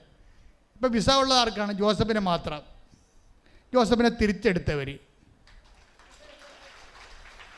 ആ ഉടമ്പടി എക്സിക്യൂട്ട് ചെയ്ത ചേച്ചിയാണ് അതിൻ്റെ താരം. മനസ്സിലായില്ലേ? ഒരു ജീവിതം തീർന്നു എന്ന് പറഞ്ഞപ്പോഴേ അവിടെ വരണേ ഐറിൻ ചേച്ചിയാണ് അതിൻ്റെ താരം. അവർ വിട്ടുകൊടുക്കണില്ല, അവർ വീഴുന്നില്ല. അവർ ഉടമ്പടി കാശ് കൊടുത്ത് തൂങ്ങി അവർ ദുബായിൽ എത്തിക്കൊണ്ട് ഈ ഭർത്താവിനെ റീസ്റ്റേറ്റ് ചെയ്യണം. കമ്പനിയെ കൊണ്ട് രാജ്യത്തിൻ്റെ നിയമം മാറ്റിക്കൊണ്ട് അമ്മയിൽ വിശ്വസിക്കുമ്പോഴേ, അമ്മയെ മധ്യസ്ഥയാക്കി കഴിയുമ്പോഴേ ആ കൃപാസന അമ്മ ആരാണെന്ന് നിങ്ങൾക്ക് മനസ്സിലാകും. അത് ഉടമ്പടി മാതാവാണ്. വാഗ്ദാനം. ഐറിന് ഇത്രയും ധൈര്യം കിട്ടിയെന്ന് പറയാം. അനുവെന്നും പറഞ്ഞ ഒരാളെ ട്രിവാൻഡ്രത്തു നിന്നാണ്. ഈ ഐറിൻ ട്രിവാൻഡ്രത്തു നിന്നാണ്. അനു ഒരിക്കൽ ഐറിനെ കണ്ടപ്പോൾ പറഞ്ഞേ, പ്രാർത്ഥന കൊണ്ട് ജീവിക്കാൻ പറ്റുന്നൊരു സ്ഥലമുണ്ടെന്ന് പറഞ്ഞു. ഓരോ മനുഷ്യന്മാർ കൃപാസനത്തിൻ്റെ അനുഭവങ്ങൾ സൂക്ഷിക്കണതേ. ഐറിനെ കണ്ടപ്പോഴേ അനു പറഞ്ഞത് പ്രാർത്ഥിച്ചാൽ പ്രാർത്ഥന കൊണ്ട് ജീവിക്കാൻ പറ്റുന്ന ഒരു സ്ഥലമുണ്ടെന്ന്. അപ്പം അന്ന് തന്നെ ഈ കൃപാസനത്തെ ഇൻട്രൊഡ്യൂസ് ചെയ്തിട്ടുണ്ട്. അപ്പോൾ അവർക്ക് വിഷയമുണ്ട്. അപ്പം നിങ്ങളോർക്കും ആ അനുവാണ് ഈ കുടുംബം മുഴുവൻ രക്ഷപ്പെടുത്തിയത്. എന്താണ്? ഒറ്റ വാക്കുകൊണ്ടാണ്. ഐറിനോട് പറഞ്ഞു പ്രാർത്ഥന കൊണ്ട് ജീവിക്കാൻ പറ്റിയ ഒരു സ്ഥലമുണ്ടെന്ന് പറഞ്ഞു. അത് അവളുടെ തലയ്ക്ക് പിടിച്ച സംഭവം. അതായത് നിങ്ങൾ ക്രിസ്തുവിനെ കൈമാറുമ്പോൾ, പരിശുദ്ധ അമ്മയുടെ മാധ്യസ്ഥം കൈമാറുമ്പോൾ, ശരിക്കും പറഞ്ഞാൽ നിങ്ങൾ സുവിശേഷമാവുകയും സുവിശേഷം ഏകുകയും ചെയ്യുമ്പോൾ ദൈവത്തിൻ്റെ സ്വന്തമായി മാറുകയാണ് ചെയ്യണത്. ഇങ്ങനെയാണ് പേഴ്സണൽ റിലേഷൻ വർദ്ധിപ്പിക്കണത്. മനസ്സിലായ? ദൈവത്തിൻ്റെ സ്വന്തമാണെന്ന് വിളിച്ചു പറയണമല്ല, ദൈവത്തോട് തോന്നണം. മോസസിനെ കുറിച്ച് തോന്നിയില്ലേ? എനിക്ക് മോസസിനെ അറിയാമെന്ന് പറഞ്ഞു. അതാണ് സംഭവം. അത് നമ്മളുടെ പ്രവർത്തനങ്ങളിലൂടെയാണ് നമുക്ക് ദൈവത്തിന് നമ്മളെ അറിയാൻ കഴിയണത്. ഇപ്പം എന്തുകൊണ്ടാണ് മോസസിനെ അറിയാമെന്ന് പറയാൻ കാരണം? അതിൻ്റെ താഴെയുണ്ട്. അതായത് 32 അതായത് പുറപ്പാടിൻ്റെ 32 താഴെ. ശ്രുതികട ഹല്ലേലൂയ. ഹല്ലേലൂയ ഹല്ലേലൂയ ഹല്ലേലൂയ 32:14 താഴെ വായിച്ച് ശ്രുതികട ഹല്ലേലൂയ. യേശുവേ നന്ദി. Hallelujah hallelujah hallelujah hallelujah hallelujah. പുറപ്പാട് 32:14 തൻ്റെ ജനത്തിനെതിരായുള്ള തീരുമാനത്തിൽ നിന്ന് അവിടുന്ന് പിന്മാറി. മോശ കൈകളിൽ 2 ഉടമ്പടി പത്രികകളുമായി താഴേക്കിറങ്ങി. പലകകളുടെ ഇരുവശങ്ങളിലും എഴുത്തുണ്ടായിരുന്നു. പലകകൾ ദൈവത്തിൻ്റെ കൈവേലയും അവയിൽ കൊത്തിയിരുന്നത് അവിടുത്തെ കൈയെഴുത്തുമായിരുന്നു. നിങ്ങൾ ഈ ഒരു ഭാഗം വായിച്ച 32:14 നിൽക്കണം നമ്മളെ പുറപ്പാട്. ഇവിടെ സംഭവിക്കണമെന്ന് വെച്ച് കഴിഞ്ഞാൽ ദൈവം ഈ ജനത്തെ നശിപ്പിക്കാൻ വേണ്ടി പോകുമ്പോൾ മോസസ് ദൈവത്തോട് പട്ടാങ്ങി പറയും. ദൈവത്തോട് പറയും, അങ്ങനെ നീ നശിപ്പിക്കരുത്. നശിപ്പിച്ച ഒരു പ്രശ്നമുണ്ട്. എന്താണ്? വാഗ്ദാന നാട് കാണിക്കാം, അവകാശമായി നൽകാമെന്നും പറഞ്ഞാണ് ഈജിപ്തിൽ നീ ഇവരെ കൊണ്ടുപോകുന്നത്. അപ്പം നിനക്കതിനുള്ള ദൈവത്തിനുള്ള കഴിവില്ലാത്ത കൊണ്ടാണ് മരുഭൂമി വെച്ച് അവരെ കൊന്നു കളഞ്ഞതെന്ന് ഈജിപ്തുകാർ പറഞ്ഞാൽ പിന്നെ എനിക്ക് സഹിക്കാൻ പറ്റത്തില്ല, ഞാൻ പിന്നെ ജീവിച്ചിരിക്കത്തില്ലെന്ന് പറയാം. ആര്?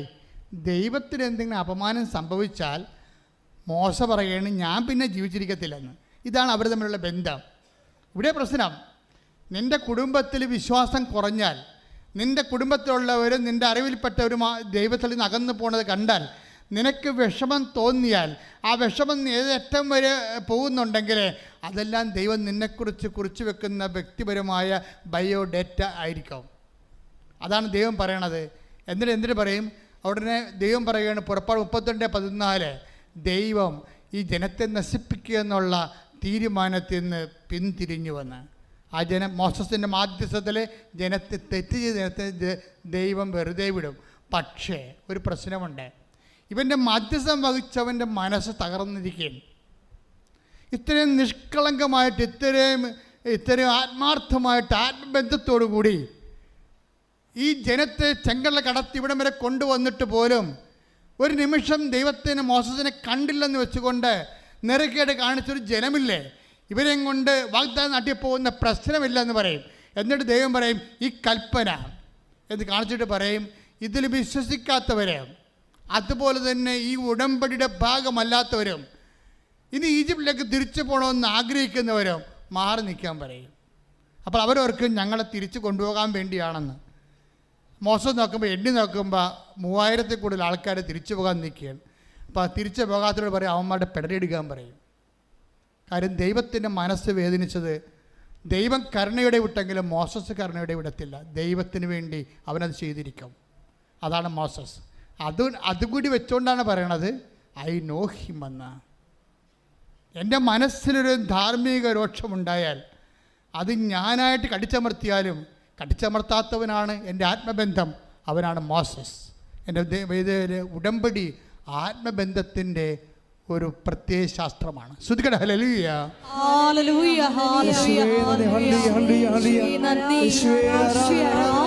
അപ്പോൾ ഇതിൻ്റെ അകത്ത് വരുന്ന ഒരു വിഷയം, ഉടമ്പടിയുടെ നിയോഗങ്ങളായ നമ്മൾ വെച്ചിരിക്കുന്ന ഭൗതിക ആവശ്യങ്ങളെക്കാൾ വലുത് ദൈവമായിട്ടുള്ള വ്യക്തിബന്ധം വർദ്ധിപ്പിക്കുന്നതിന് വേണ്ടിയുള്ള ആത്മീയ ആവശ്യങ്ങളാണ് ഇതിൻ്റെ കാതലെന്ന് പറയണത്. അതനുസരിച്ചാണ് നമ്മൾ ഇത് മൂവ് ചെയ്യണമെന്നുണ്ടെങ്കിൽ ഇന്ന് ഉടമ്പടിക്ക് ലഭിക്കുന്നതിനേക്കാൾ വലിയ സാക്ഷ്യങ്ങൾ പറയാൻ അച്ഛൻ മുമ്പ് പറഞ്ഞ പോലെ ഇത് നിത്യത വരെ നീണ്ടു നിൽക്കുന്ന ഒരു ബന്ധമാണ്. ഇത് നിങ്ങളുടെ നാട് കൊണ്ട് അവസാനിക്കണില്ല. നിങ്ങളിവിടെ എല്ലാ തരത്തിലുള്ള മനുഷ്യരുണ്ട്. ചിലരെ കുഴിച്ചിടും, മരിച്ചു കഴിയുമ്പോൾ ചിലരെ കത്തിച്ച് കളയും. എന്തായാലും ആ കുഴിക്കും കത്തിക്കലിനും അപ്പുറത്തേക്കാണ് ഉടമ്പടി നിങ്ങളെ കൊണ്ടുപോകുന്നത്, ദൈവത്തിന്റെ നിത്യത വരെ. ശ്രുതിക്കട്ടെ. ഈ ഉടമ്പടിയിലൂടെ അങ്ങയുമായി ആത്മബന്ധത്തിലെ ആഴപ്പെടാനുള്ള പ്രത്യേക വിവേചന അധികാര വെളിപാട് ശക്തി എനിക്ക് നൽകണമേ. ശ്രുതിക്കട്ടെ. ഹല്ലേലൂയ.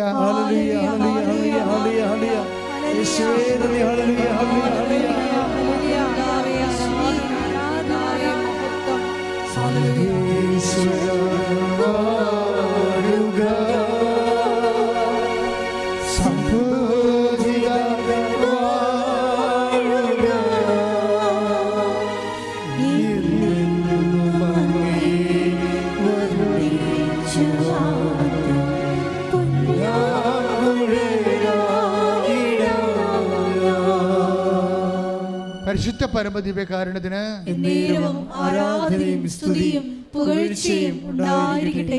ഇത്രയും നേരം അച്ഛൻ പറഞ്ഞുകൊണ്ടിരുന്ന മുഴുവനും ആത്മബന്ധത്തിലെ ദൈവവുമായിട്ട് നിങ്ങൾ ചെയ്യുന്ന ഓരോ പ്രേക്ഷിത പ്രവർത്തനങ്ങളും അത് ദൈവത്തോട് വ്യക്തിപരമായ ബന്ധങ്ങളിൽ ആഴപ്പെടാൻ വേണ്ടി ചെയ്യുന്ന പ്രേക്ഷിത പ്രവർത്തനങ്ങളായിട്ട് കണ്ടുകൊണ്ട് വേണം ആ വിഷയങ്ങളെല്ലാം ചെയ്യേണ്ടത്. ഉടമ്പടിക്കാലം വരെ എന്തെങ്കിലും ചെയ്ത് എന്തെങ്കിലും ഒപ്പിച്ച് ഒരു ഫങ്ഷണറി ആയിട്ട് നിങ്ങൾക്ക് വേണമെങ്കിൽ ജീവിക്കാൻ പറ്റും. അതുകൊണ്ട് തന്നെ ഉടമ്പടി സ്ലോ ആയിട്ട് വരാൻ സാധ്യതയുണ്ട്. ഉടമ്പടി കാലത്ത് ഉടമ്പടിയുടെ ചില നിബന്ധനകളെ ഭംഗന്തരേണം നിറവേറ്റിക്കൊണ്ട് നിങ്ങൾക്ക് ഒരു താത്വികമായിട്ടും സാങ്കേതികമായിട്ടൊക്കെ ഉടമ്പടി ചെയ്യാൻ പറ്റും. പക്ഷെ അപ്പോഴും സ്ലോ ആയിപ്പോവും. പലരുടെ ഉടമ്പടിക്ക് അനുഗ്രഹം ഇങ്ങനെ സ്ലോ ആകേണ്ട കാര്യമില്ലേ? ഈ ഉടമ്പടി തരണ കാലത്ത് കർത്താവ് പറഞ്ഞ ഉടമ്പടി ഉടനടി അനുഭവം എന്നാണ് പറഞ്ഞത്. ബിഷപ്പ് എന്നെ വിളിച്ചിട്ട് പറഞ്ഞു അങ്ങനെ എഴുതാൻ പറ്റത്തില്ലെന്ന് പറഞ്ഞുകൊണ്ടാണ് ഞാനത് മാറ്റിയത്. പിതാവിനനുസരിച്ചുകൊണ്ട് മാറ്റിയതാണ്, അല്ലെങ്കിൽ മാറ്റേണ്ട കാര്യമില്ല എനിക്ക്. പക്ഷെ ഉടമ്പടി ഇപ്പോഴും ഈശോ പറഞ്ഞത് എന്താണ്? കഴിഞ്ഞ ദിവസം അയ്യപ്പൻ എന്ന് പറഞ്ഞൊരു ആൾ സാക്ഷ്യം പറഞ്ഞു. നിങ്ങൾ അയ്യപ്പൻ്റെ സാക്ഷ്യം കിടപ്പുണ്ട്. അയ്യപ്പൻ തൃശ്ശൂർക്കാരനാണ്. അപ്പോൾ അദ്ദേഹത്തിൻ്റെ മകൻ പെട്ടെന്ന് ഡിസ്ക് ബൾജായിട്ട് അരക്കെട്ടിന് താഴേക്ക് മൊത്തം മരവിച്ചു പോയി, ശരീരം മൊത്തം മരവിച്ചു പോയി. കുറേ ട്രീറ്റ്മെൻറ്റ് കഴിഞ്ഞിട്ടും മരവിപ്പ് തന്നെ. കുറേ ട്രീറ്റ്മെൻറ്റ് കഴിഞ്ഞ് മരവിപ്പ് തന്നെ, മാറ്റമില്ല. മരവിക്കണം എന്ന് പറയുന്നത് വല്ലാത്ത മരവിപ്പാണ്. സൂചി കൊണ്ട് കുത്തിയാൽ പോലും തൊടയിൽ അറിയത്തില്ല. അപ്പോൾ എന്തൊരു മരവിപ്പായിരിക്കും അത്. നടക്കാൻ പറ്റത്തില്ല, കിടപ്പാണ്. പിന്നെ എന്താ വെച്ച് കഴിഞ്ഞാൽ മൂത്രം ഒഴിച്ചാൽ പോലും അറിയാതെ അവസാനം മൂത്രം ഒഴിച്ചാൽ പോലും മൂത്രം പോയതായിട്ട് അറിയത്തില്ല. അങ്ങനൊരു അവസ്ഥയായി. അപ്പോൾ അദ്ദേഹത്തിനോട് പലരോടും പറഞ്ഞു, ഇത് ഈ ഡോക്ടേഴ്സ് കുറേ ചികിത്സ എല്ലാം കഴിഞ്ഞു, പല സ്ഥലത്തും പോയ ആശുപത്രി ഒന്നും ഇവിടെ പേരൊന്നും ഇവിടെ പറഞ്ഞ ആവശ്യമില്ലല്ലോ. അവർക്ക് പോകാൻ പറ്റുന്ന എല്ലാ സ്ഥലത്തും പോയി. പിന്നെ അവസാനം പറഞ്ഞ് ചില പറയും രോഗമൊന്നും കാണുന്നില്ല, സൈക്കോളജിക്കൽ പ്രോബ്ലം ആണെന്ന് പറഞ്ഞ്. എന്നാൽ പിന്നെ സൈക്കാട്രിസ്റ്റ് അടുത്തും പോയി. എന്നിട്ട് മരവിപ്പിന് മാറ്റമൊന്നുമില്ല, എഴുന്നേക്കാനും പറ്റണില്ല. അവസാനം ആരാണ്ട് ഒരു ടീച്ചർ, അത് ഒരു മെൻറ്റർ, ആരാ ജാസ്മിൻ എന്നും പറഞ്ഞൊരു ടീച്ചർ അവരുടെ വീട്ടിൽ ചെല്ലാം, ഉടമ്പടി തേന് കൊടുക്കാൻ വേണ്ടി. അത് കൊടുക്കാൻ ചെന്നപ്പോൾ അവർക്ക് സംശയം തോന്നി, പറയണോ ഇങ്ങനെ കൃപാസനത്തെക്കുറിച്ച് പറയണോ? പറഞ്ഞാൽ ഇവർക്ക് എന്ത് തോന്നുമായിരിക്കും, അവരത് ആക്ഷേപിച്ച് കളയുക. അപ്പോൾ അത് സങ്കടമാണ്. മാതാവിനെക്കുറിച്ച് അങ്ങനെയൊക്കെ പറഞ്ഞാൽ അവർക്ക് പറയുന്നവർക്ക് സങ്കടം വരത്തില്ലേ? പറയണ്ടേ. പക്ഷേ ജാസ്മിൻ ഇവർ തീർന്നെന്ന് കണ്ടപ്പോൾ, ഇനി ഒരു മാർഗമില്ലെന്ന് കണ്ടപ്പോൾ ജാസ്മിൻ പറഞ്ഞ് കൃപാസന മാതാവിൻ്റെ അടുത്ത് പോയാൽ രക്ഷപ്പെടുമെന്ന് പറഞ്ഞു. ഉടനെ അയ്യപ്പൻ കുഞ്ഞിനെയും കൊണ്ട് ഇവിടെ വന്ന്, വീൽ ചെയറിലാണ് വന്നത്, ഉടമ്പടി എടുത്തു, ആൾത്താറിലും വന്ന് പ്രാർത്ഥിച്ചു, മാതാവിനെയും കണ്ട്. അപ്പോൾ ഒരു കൊല്ലമായിട്ട് അനക്കമില്ലാത്ത പയ്യനാണ്. ചേർത്തല ചെന്നപ്പോൾ അവൻ പറഞ്ഞ് വണ്ടി നിർത്തിക്ക്, എനിക്കൊന്ന് ഇറങ്ങി നിൽക്കണമെന്ന് പറഞ്ഞ്. അപ്പോൾ അവൻ ഇറങ്ങി നിന്ന് രണ്ട് ചെവിട് നടന്ന്, എന്നിട്ട് പിന്നെ തളർന്നപ്പോൾ പിന്നെയും കയറിയ ആൾ വീട്ടിൽ ചെന്ന് കഴിഞ്ഞ ഫെബ്രുവരിയിൽ ആദ്യവാരം മാതാവ് സ്വപ്നത്തിൽ വെച്ചാൽ പറഞ്ഞ് ഫെബ്രുവരി 26 കംപ്ലീറ്റ് സുഖമാവെന്ന് പറഞ്ഞവനോട്. 28 ഫെബ്രുവരി 28 കംപ്ലീറ്റ് സുഖമാവെന്ന് പറഞ്ഞ്.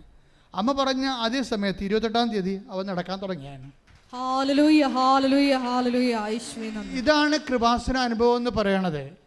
അപ്പം നമ്മളൊന്ന് മനസ്സ് വെച്ച ഒരു സെക്കൻഡ് മതി ഈ വിഷയം. നിങ്ങൾ ആ സാക്ഷ്യം നോക്കണം. ആ സാക്ഷ്യം കിടപ്പുണ്ട്. അയ്യപ്പൻ്റെ സാക്ഷ്യമാണ് ഈ ആഴ്ചത്തെ നല്ല വലിയ സാക്ഷ്യങ്ങളൊന്നും അതാണ്. അതായത് എന്ന് വെച്ച് കഴിഞ്ഞാൽ മുഴുവനും മരവിച്ച് തീർന്നു, ഇനി ഇവിടെ കിടന്ന് മരിച്ചു പോകത്തുള്ളതെന്ന് വിചാരിച്ചാലും അമ്മ വന്നൊന്ന് തൊട്ടാൽ അതോട് ജീവൻ തിരിച്ചു കിട്ടും. അപ്പോൾ ഇതാണ് ഉടമ്പടി എന്ന് പറയണത്. അപ്പോഴും നിങ്ങൾക്ക് അത്രയും വ്യക്തമായ കാര്യമാണെങ്കിൽ ആദ്യമതിന് നമ്മൾ ചെയ്യേണ്ടത് എന്താണ്? അടയാളം കാണട്ടെ, അടയാളം കാണട്ടെ. അയ്യപ്പൻ്റെ മോന് കാണിച്ചല്ല, അൻ്റപ്പൻ്റെ മോന് കാണിച്ചല്ല, എനിക്ക് കാണിക്കട്ടെ എന്ന് പറഞ്ഞിരുന്നാൽ നടക്കത്തില്ല സംഭവം. അപ്പോൾ നിങ്ങൾ ദൈവത്തെ പരീക്ഷിക്കാൻ വേണ്ടിയിരിക്കുകയാണ്. നിങ്ങൾ ചെയ്യേണ്ടത് ആദ്യം ദൈവവുമായിട്ട് ആത്മബന്ധം ഉണ്ടാക്കാൻ നോക്കണം. അപ്പോൾ ദൈവത്തിന് തോന്നണം ദൈവത്തിൻ്റെ മകളാണ്, ദൈവത്തിൻ്റെ മകനാണ്. ഉടമ്പടിക്കാലം കഴിഞ്ഞാലും നീ വിശുദ്ധിയോടെയും ദൈവത്തിന് വേണ്ടി ജീവിക്കുമെന്ന് ദൈവത്തിന് തോന്നിയാൽ ഉടമ്പടി ടൈം ഷോർട്ടായി വരും. അതായത് ഉടമ്പടി നമ്മൾ സാക്ഷികൾക്ക് മനസ്സിലാവും, ഉടമ്പടി വിത്തിൻ നോ ടൈമാണ് വർക്കൗട്ട് ചെയ്യണത്. അതിന് മാറ്റമൊന്നുമില്ല. സമയമെന്ന് പറഞ്ഞാൽ സമയത്ത് സൃഷ്ടിച്ചിരിക്കുന്നത് തന്നെ ദൈവമാണ്. അതുതന്നെ അതിൻ്റെ വിധാതാവും ദൈവം തന്നെയാണ്. അപ്പം അതുകൊണ്ട് നമ്മളെ സംബന്ധിച്ചിടത്തോളം നമ്മൾ ദൈവത്തിൻ്റെ സ്വന്തമായി തീരുമ്പോൾ ബാക്കിയുള്ളതെല്ലാം ക്രമീകരിക്കപ്പെടുമെന്ന് പറഞ്ഞതിൻ്റെ കാരണം, ഇപ്പോൾ ഉദാഹരണത്തിന് സങ്കീർത്തനം എടുത്ത് 31:15-16 എടുക്കുക. സങ്കീർത്തനം 31:15-16. സങ്കീർത്തനം 31:15-16. എൻ്റെ ഭാഗധേയം അങ്ങയുടെ കൈകളിലാണ്, ശത്രുക്കളുടെയും പീഡകരുടെയും കൈകളിൽ നിന്ന് എന്നെ മോചിപ്പിക്കണമേ. എന്ന് പറഞ്ഞേ, എൻ്റെ ഭാഗധേയം അങ്ങയുടെ കൈകളിലാണ്. മനസ്സിലായില്ലേ? നമ്മുടെ നിയോഗം എവിടെയാണ് കിടക്കുന്നത്? ഭാഗധേയം ഇവിടെ എന്താണ്? നമ്മുടെ ഷെയർ, നമ്മുടെ അവകാശം, നമ്മുടെ നിയോഗം, നമ്മുടെ അതായത് 31:15 സങ്കീർത്തനം എന്ന് പറഞ്ഞാൽ എൻ്റെ ഭാഗധേയം അങ്ങയുടെ കരങ്ങളിലാണ്, നിന്റെ കരങ്ങളിലാണ്. 6 ഭാഗധേയമാണെന്ന് നമ്മൾ നോക്കണം. 6 ഭാഗധേയം, 6 നിയോഗം. അതെന്താണ്? 6ഉം ദൈവത്തിൻ്റെ കരങ്ങളിലാണ്. അപ്പോൾ ദൈവം ടൈം ഷോട്ട് ചെയ്താൽ പെട്ടെന്ന് ടൈം ഷോട്ടാകും. കാര്യം എന്താണ്? സമയം. അത് ഇംഗ്ലീഷ് ബൈബിൾ ഭയങ്കര രസമാണ്. My time is in your hand. ഭാഗധേയം എന്നല്ല കിടക്കണത്. ഇംഗ്ലീഷ് ബൈബിൾ വായിച്ച് നമുക്ക് മനസ്സിലാവും, my time is in your hand. എൻ്റെ സമയം നിൻ്റെ കയ്യിലാണെന്ന്. കൈയടിച്ച് ശ്രദ്ധിക്കട്ടല്ലേ.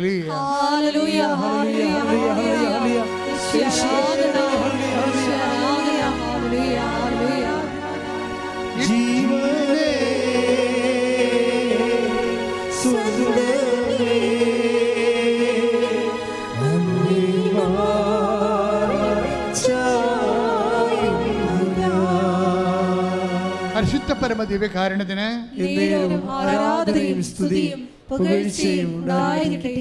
ഈ my time is in your hand എന്ന് പറഞ്ഞില്ലേ? എന്താണ്? എൻ്റെ സമയം, എൻ്റെ ജോലി കിട്ടുന്ന സമയം, എൻ്റെ വിവാഹ സമയം, മൈ ഡെസ്റ്റിനേഷൻ, എൻ്റെ ഭാഗധേയം, എനിക്ക് മക്കൾ ഉണ്ടാകുന്ന സമയം, അതാണ് നിൻ്റെ കയ്യിലാണെന്ന്. അതാണ് സങ്കീർത്തനം 32:31-15. അതായത് എനിക്ക് ജോലി കിട്ടുന്ന സമയം എവിടെയാണ്? നിൻ്റെ കൈകളിലാണ്. എൻ്റെ വിവാഹ സമയം നിൻ്റെ കൈകളിലാണ്, അല്ലേ? എൻ്റെ പരീക്ഷ വിജയത്തിൻ്റെ സമയം നിൻ്റെ കൈകളിലാണ്. അപ്പോൾ എല്ലാം my time is in your hand. സങ്കീർത്തനം 31:15. ഇനി ദൈവത്തിൻ്റെ കൈകളിലാണ് നമ്മുടെ ഭാഗധേയമെങ്കിൽ, നമ്മുടെ ഓരോ നിയോഗങ്ങൾ നിവൃത്തിയാകുന്ന ടൈമെങ്കിൽ, ഈ ടൈം ഷോർട്ട് ചെയ്യാനുള്ള മാർഗം എന്താണ്? ടൈം ഷോർട്ട് ചെയ്യാനുള്ള മാർഗം എന്താണ്? അത് ജ്ഞാനത്തിൻ്റെ പുസ്തകം എടുത്ത് ജ്ഞാനം 14:13. ശ്രുതികട്ടെ. Hallelujah hallelujah hallelujah hallelujah. യേശുവേ നന്ദി നന്ദി നന്ദി. Hallelujah hallelujah hallelujah hallelujah. യേശുവേ സ്തുതി. Hallelujah hallelujah hallelujah. യേശുവേ ആരാധന ആരാധന ആരാധന ആരാധന. 4:13.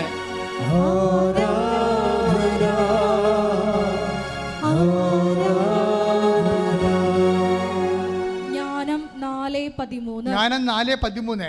ഹ്രസ്വകാലം കൊണ്ട് പറഞ്ഞേ. ഹ്രസ്വകാലം കൊണ്ട് ചുരുങ്ങിയ കാലം കൊണ്ട്, ഷോർട്ട് ടൈം വേണ്ട. ഹ്രസ്വകാലം കൊണ്ട് പൂർണ്ണത കൈവരിച്ചതിനാൽ നീതിമാൻ ദീർഘകാലം പിന്നിട്ടു. ഒന്നുകൂടെ പറഞ്ഞേ. ഹ്രസ്വകാലം കൊണ്ട് ഹ്രസ്വകാലം കൊണ്ട് പൂർണ്ണത കൈവരിച്ചതിനാൽ നീതിമാൻ ദീർഘകാലം പിന്നിട്ടു. അതെന്ത് സംഭവം എന്ന് വെച്ച് കഴിഞ്ഞാൽ, ഈ ദിവസങ്ങളിൽ വിജയകുമാർ സാറിൻ്റെ ടോക്ക് നിങ്ങൾ നോക്കിയാൽ മനസ്സിലാകും. അദ്ദേഹത്തിൻ്റെ ഇതുമായി ബന്ധപ്പെട്ട അനുഭവ സാക്ഷ്യങ്ങൾ അദ്ദേഹം സാക്ഷ്യപ്പെടുത്തുന്നുണ്ട്. കഴിഞ്ഞ ചൊവ്വാഴ്ചത്തെ അത് നമ്മൾ ഒപ്പ് ചെയ്തിട്ടുണ്ട്, നോക്കണമേ. അപ്പോൾ എന്താ സംഭവിച്ചു കഴിഞ്ഞാൽ, അതിൽ വരുന്ന വിഷയം ആ വചനം ഒന്നിന് പറഞ്ഞ് ജ്ഞാനം 4:13 എന്താ പറയുക? ആ, ഹ്രസ്വകാലം കൊണ്ട് പൂർണ്ണത കൈവരിച്ചതിനാൽ പറഞ്ഞ ഹ്രസ്വകാലം കൊണ്ട് ചുരുങ്ങിയ കാലം കൊണ്ട് പൂർണ്ണത കൈവരിച്ചതിനാൽ നീതിമാൻ ദീർഘകാലം പിന്നിട്ടു. അപ്പൊ ദീർഘകാലം കൊണ്ട് നേടേണ്ട കാര്യങ്ങളെ നമുക്ക് ഷോർട്ട് ടൈമിൽ നേടാൻ പറ്റും. ദീർഘകാലം കൊണ്ട് നേടേണ്ട കാര്യങ്ങളെ നമുക്ക് ഷോർട്ട് ടൈമിൽ നേടാൻ പറ്റും. എങ്ങനെ, എന്ത് ചെയ്യണം അതിനു വേണ്ടി? അത് ഹ്രസ്വകാലം കൊണ്ട് പൂർണ്ണത കൈവരിക്കണം. പറഞ്ഞ മനസ്സിലായില്ലേ? ഇപ്പോൾ ഉടമ്പടി ഹ്രസ്വകാലമാണ്, 90 ദിവസമേ ഉള്ളേ. ഈ 90 ദിവസത്തിനുള്ളിൽ പൂർണ്ണത കൈവരിക്കണം. അല്ല പുതുക്കിയിട്ട് പത്രം കൊടുക്കാതെ ചെന്നിട്ടിരിക്കരുത്. ചിലർ പറഞ്ഞില്ല, ഞാൻ സാക്ഷ്യം പറയാൻ വന്നിട്ടും പറയുമേ, സാക്ഷ്യമൊക്കെ കിട്ടി, കല്യാണമൊക്കെ നടന്ന് ഞാനേ പത്രം ഇപ്പോഴും കൊടുത്തിട്ടില്ല, രോഗികളെ ഇപ്പോഴും കണ്ടിട്ടില്ലെന്നൊക്കെ പറയും. അതായത് എന്നിട്ട് ഇവർ കെട്ടിയെടുത്ത് കാനഡയിലും അവിടെ യൂറോപ്പിലൊക്കെ ചെല്ലും എന്ന് പറയുമേ, അവിടെ രോഗികളൊക്കെ കാണാൻ ഭയങ്കര പാടാണ്. ഞാൻ പറഞ്ഞു ദൂരദർശനം കൊണ്ട് പോകും, കാണാൻ പറ്റും. വല്ല കഥ ഓരോ ഉടായ്മ പറഞ്ഞുകൊണ്ട് ഇറങ്ങിയിരിക്കുകയാണ് സാക്ഷ്യം പറയാൻ വേണ്ടി. ഈ ക്യാമറയുടെ കാലിന് പിടി തലക്കറി തല്ലണമെന്നാണ്. അതെന്നാ പരിപാടി വെച്ച് കഴിഞ്ഞാൽ, ഇവർ ചെയ്യാത്ത കാര്യം ഇവിടെ പറയുകയാണ്. അതായത് ഈ സമയം വരെ ആ 90 ദിവസം കഴിഞ്ഞ് ദൈവം അനുഗ്രഹിച്ചു. ഇപ്പോഴും രോഗികളെ കണ്ടിട്ടില്ല അവർ, ഇപ്പോഴും പത്രം കൊടുത്തിട്ടില്ല അവർ. പക്ഷെ ബൈബിൾ എന്താ പറയണത്? ഹ്രസ്വകാലം കൊണ്ട് പൂർണ്ണത കൈവരിച്ചാൽ ദീർഘകാലം കൊണ്ട് ദൈവം ചെയ്യാനുള്ളത് ആ ഹ്രസ്വകാലത്ത് ദൈവം ചെയ്യും. അതാണ് ഉടമ്പടിയുടെ പ്രശ്നം. അത് വിജയകുമാർ സാർ എന്താ പറയാൻ കാര്യം എന്താ അറിയാമോ? വിജയകുമാർ സാർ കഴിഞ്ഞ പ്രാവശ്യം ഇപ്പോൾ എന്തോ ഒരു പരിപാടിക്ക് വന്നായിരുന്നു ഇവിടെ. ഒരു ദിവസം ഒരു പരിപാടിക്ക് ഒരു രാഷ്ട്രീയ പ്രോഗ്രാം ഉണ്ടായപ്പോൾ വിജയകുമാർ സാർ വന്ന് കഴിഞ്ഞപ്പോൾ പോകാൻ നേരത്തെ എന്നോട് പറഞ്ഞു, അച്ഛാ കാശെല്ലാം ഗവൺമെൻറ്റിൻ്റെ കയ്യിലാണ്, സർക്കാരിൻ്റെ കയ്യിലാണ്. പുള്ളിക്ക് പയറും അരിയൊക്കെ ഗവൺമെൻറ് കൊടുക്കുന്ന പരിപാടിയാണ്. നല്ല കാശുണ്ട്, കോടികൾ കിട്ടാനുണ്ട്. പക്ഷേ ഇപ്പം ലോൺ എടുക്കേണ്ടി വരികയാണ്. അതിൻ്റെ പലിശ പോലും ഗവൺമെൻറ് തരത്തില്ല. ഞാൻ കോടതിയിൽ പോയിരിക്കണമെന്ന് പറഞ്ഞു, ഹൈക്കോടതിയിൽ പോയിരിക്കുകയാണ് ഗവൺമെൻറ്റിനെതിരെ. പക്ഷേ അതിന് ഏത് കാലത്താണ് ഇനി ഗവൺമെൻറ് നോട്ടീസ് അയക്കണം. അപ്പോൾ ഗവൺമെൻറ് കാര്യം പറയും. പിന്നെ അത് 10 കൊല്ലം വേണമെങ്കിൽ നീണ്ടുപോകും.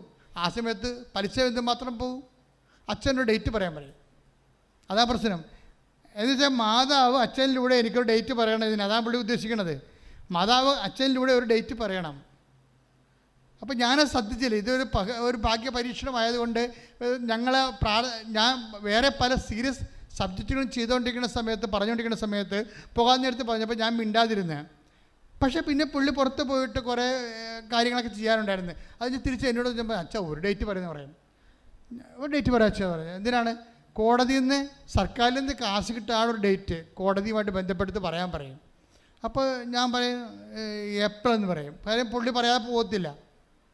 ഏപ്രിൽ എന്ന് പറഞ്ഞിട്ട് ഞാൻ അമ്മയുടെ മുഖത്ത് നോക്കും. ഞാൻ ഏപ്രിൽ പറഞ്ഞിട്ടുണ്ടായിരിക്കും, പണി വെക്കരുത് കേട്ടെന്ന് പറയും. അത് ദൈവമായിട്ടുള്ള പേഴ്സണൽ ബന്ധമാണ്. നമുക്ക് ദർശനത്തെ കണ്ടിട്ട് പറയണതല്ല. ഞാൻ ഏപ്രിൽ എന്ന് പറയും. ഏപ്രിൽ എന്ന് പറഞ്ഞിട്ട് അമ്മയുടെ മുഖത്ത് നോക്കും. ഞാൻ മാതാവിനെ അവിടെ എൻ്റെ മുറി വെച്ചിട്ടുണ്ട്. പറയും അമ്മേ പറഞ്ഞിട്ടുണ്ട് കേട്ടാ. പക്ഷേ എന്താ പ്രശ്നം? ഇത് ഓണർ ചെയ്യേണ്ട ചുമതല ആർക്കാണ്? അമ്മയ്ക്കാണ് ചുമതല. നമുക്കൊന്നും അമ്മ വെറുതെ പറയാതെ ഈ മനുഷ്യൻ പോകത്തില്ല, പറയാതിരിക്കാൻ പറ്റത്തില്ല. അദ്ദേഹത്തിന് നിലനിൽപ്പിൻ്റെ പ്രശ്നമാണ്. അപ്പോൾ എന്നോട് പറയാം. പിന്നെ പുള്ളിക്കാരൻ പറയും അച്ഛാ അങ്ങനെ പറഞ്ഞാൽ ഡേറ്റ് പറയാൻ പറയും. ഞാൻ പറയും 14 എന്ന് പറയും. ഡേറ്റ് ഇട്ട് കൊടുക്കുകയാണ്. പിറ്റേ ദിവസം അത് ഏപ്രിൽ ഈ പറഞ്ഞ മാർച്ച് 13-ാം തീയതി നടന്ന സംഭവമാണ്. മാർച്ച് 14-ാം തീയതി എന്നെ വിളിച്ചു പറഞ്ഞ് അച്ഛാ അമ്മ കോടതി വന്നിട്ടുണ്ടായിരുന്നെന്ന് പറഞ്ഞ്. എന്താ പറഞ്ഞിരിക്കണത്? ഒരു നോട്ടീസ് പോലും സർക്കാരിന് ഇഷ്യൂ ചെയ്യാതെ ഹൈക്കോടതി ചീഫ് ജസ്റ്റിസ് ഓർഡർ ഇട്ടിരിക്കുകയാണ്. 60 ദിവസം, 14 തൊട്ട് 60 ദിവസത്തിനുള്ളിൽ കാശ് കൊടുത്തു തീർക്കാൻ വേണ്ടി. ദാറ്റ് മീൻസ് ആ 14 തന്നെ പറഞ്ഞ ഡേറ്റ് തന്നെ ഹോണർ ചെയ്തിരിക്കുകയാണ് എന്ന് വെച്ച് കഴിഞ്ഞാൽ ഞാൻ 14 പറഞ്ഞിട്ട് അമ്മയുടെ മുഖത്ത് നോക്കിയില്ലേ, അമ്മയെ കണ്ടാണ് പറഞ്ഞിരിക്കണം, അല്ലാതെ ഞാൻ വേറെ ദർശനം കണ്ട് പറഞ്ഞതല്ല, അമ്മയെ ആശ്രയിച്ച് പറഞ്ഞിരിക്കുന്നതാണ്. അതായത് ബന്ധമെന്ന് പറയണത് അതാണ്. നിങ്ങൾ ഉടമ്പടിയിലോട്ട് പോകുമ്പോൾ ഇത്തരം ഒരു ബന്ധം ദൈവമായിട്ട് ഉണ്ടാക്കണം. അല്ലാതെ ഓരോ ഇഷ്യൂ ഉണ്ടാകുമ്പോൾ ഓടി വന്ന് തിരികെത്തിച്ച് പിന്നെ ഉതിക്കെടുത്തി പിന്നെ തോന്നിയ വാസം പോലെ നടന്ന് പിന്നെ ഒരു ഇഷ്യൂ ഉണ്ടാകുമ്പോൾ ഓടി മാതാവിൻ്റെ അടുത്ത് വരുമ്പോൾ മാതാവ് മോസസിന് കൊണ്ട് ദൈവം പറഞ്ഞ പോലെ എനിക്ക് നിന്നെ അറിയാമെന്ന് പറയും.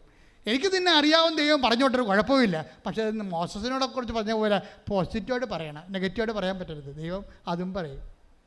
അതാ വിഷയം. നമ്മളെക്കുറിച്ച് ഉടമ്പടിയുടെ കാലം കഴിയുമ്പോൾ ദൈവത്തിന് നമ്മളെക്കുറിച്ച് ഒരു അസസ്മെൻ്റ് ഉണ്ടാകണം. എന്താണ്? എനിക്ക് നിന്നെ അറിയാം. പ്രാർത്ഥിക്കുക. കർത്താവായ ദൈവമേ, മോസസിനോട് നീ പറഞ്ഞതുപോലെ എന്നെക്കുറിച്ച് നീ പറയാൻ അത്രയും ആത്മാർത്ഥമായ ആഴമായ ഒരു ബന്ധം ദൈവമേ ഈ പാവപ്പെട്ടവളുമായി പാവപ്പെട്ടവനുമായി അങ്ങ് സ്ഥാപിക്കണമേ. അതിന് ഉടമ്പടിയെ അങ്ങ് ക്രമീകരിക്കണമേ.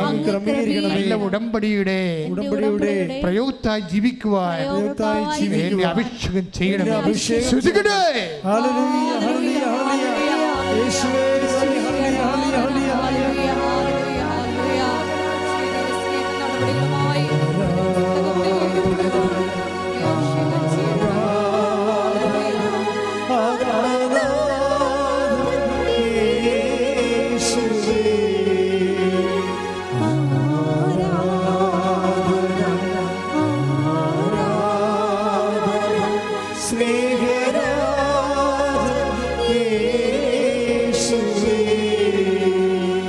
എഴുന്നേൽക്കുക. പരിശുദ്ധ പരമദിവ്യകാരുണ്യത്തിന് പരിശുദ്ധ പരമദിവ്യകാരുണ്യത്തിന് പരിശുദ്ധ പരമദിവ്യകാരുണ്യത്തിന് ആരാധന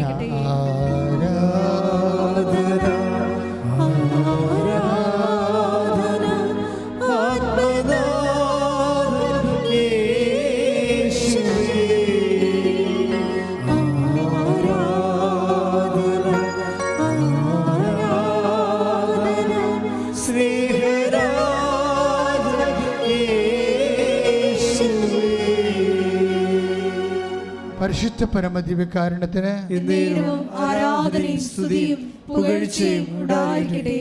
15-126-56 ഒറ്റ നമ്പറല്ല, 3 നമ്പറാണ്. 15 ഒരു നമ്പർ, 126 നമ്പർ, 56 വേറെ നമ്പർ. ഈ നമ്പറിന് പ്രാധാന്യമുള്ള വിഷയങ്ങളുമായിട്ട് ബന്ധപ്പെട്ട് നിൽക്കുന്ന വ്യക്തികൾക്ക് ദൈവികമായ അനുഗ്രഹത്തിൻ്റെ സൂചനകളാണ്.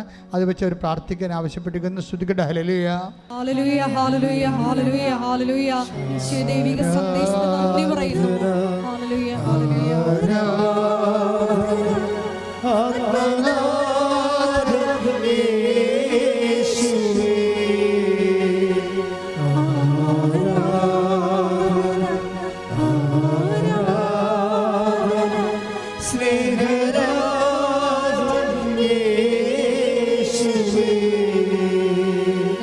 നിങ്ങളുടെ ഉള്ളിൽ സന്തോഷിക്കണം.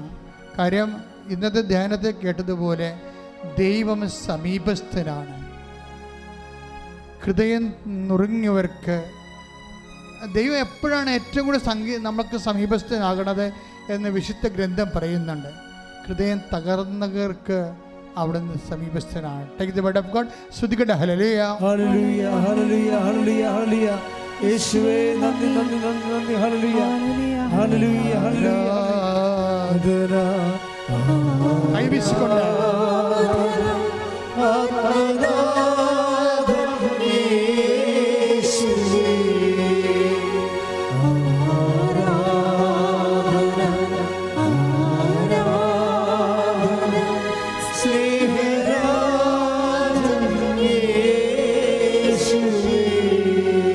സങ്കീർത്തനങ്ങൾ 145:18 തന്നെ വിളിച്ചപേക്ഷിക്കുന്നവർക്ക് ഹൃദയ പരമാർത്ഥതയോടെ വിളിച്ചപേക്ഷിക്കുന്നവർക്ക് കർത്താവ് സമീപസ്ഥനാണ്. ഹൃദയം നുറുങ്ങിയവർക്ക് അവർ 34 എടുത്തേ. ശ്രദ്ധിക്കട്ടെ. ഹല്ലേലൂയ ഹല്ലേലൂയ ഹല്ലേലൂയ ഹല്ലേലൂയ യേശുവേ നന്ദി. ശ്രദ്ധിക്കട്ടെ. Hallelujah hallelujah hallelujah hallelujah hallelujah യേശുവേ. 34-ാം സങ്കീർത്തനം 18-ാം തിരുവചനം.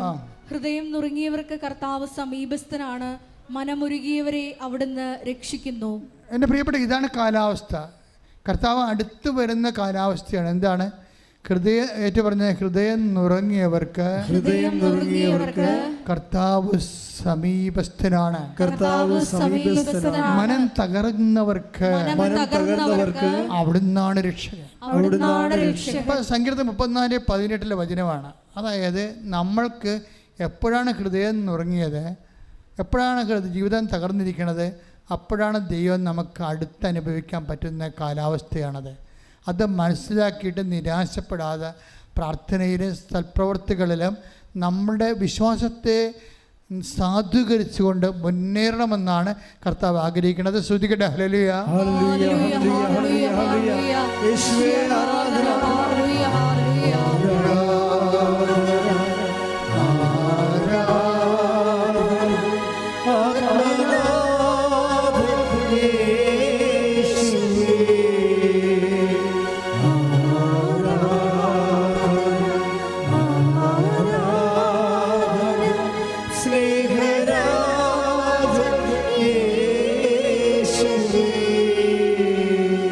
സന്തോഷമായിട്ട് സ്വന്തം തലയിൽ കൈവെക്കുക.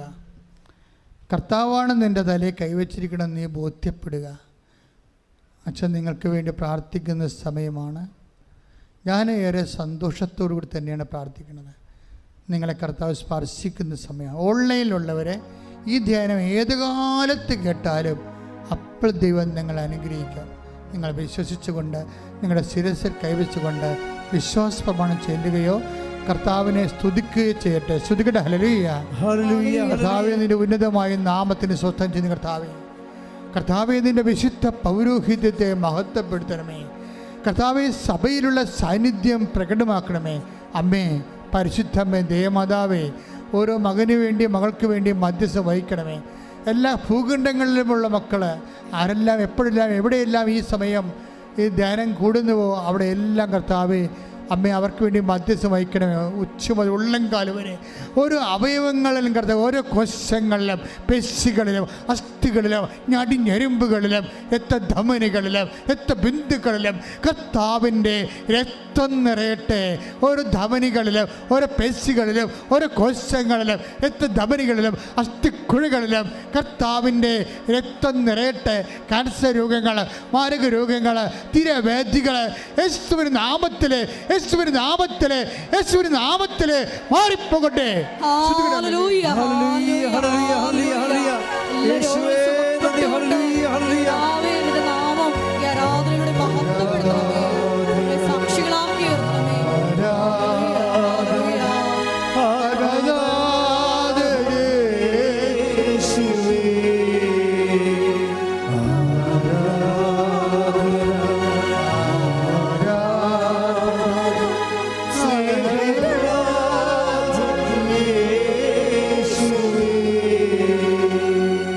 കൈകൾ തന്നെ എടുത്ത് 2 കൈകളും വയറിൽ വെക്കുക. നമ്മളിപ്പോൾ പ്രാർത്ഥിക്കുന്ന ഉദരസംബന്ധമായ രോഗങ്ങൾ ഉള്ള നിങ്ങൾക്ക് മാത്രമല്ല, നിങ്ങളുടെ അറിവിൽപ്പെട്ട ആരെങ്കിലും ഉദരത്തിൽ ക്യാൻസർ, മക്കളില്ലാത്തവർ, പാങ്ക്രിയാസ് രോഗങ്ങൾ, കുടൽ രോഗങ്ങൾ, പഴുപ്പ് രോഗങ്ങൾ, നടുവെല്ലിൻ്റെ രോഗങ്ങൾ, കിഡ്നി രോഗങ്ങൾ,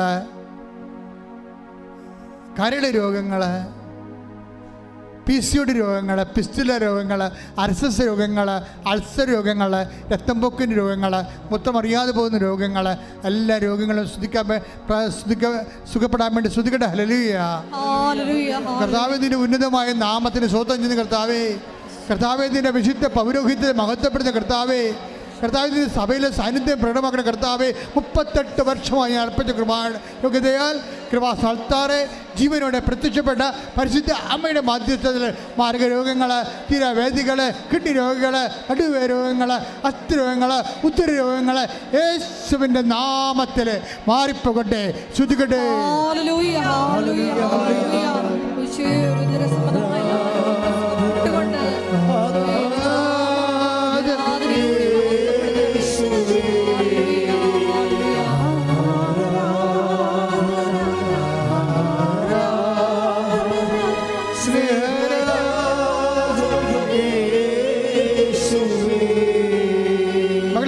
രണ്ട് കൈ നെഞ്ചത്ത് വെക്കുക.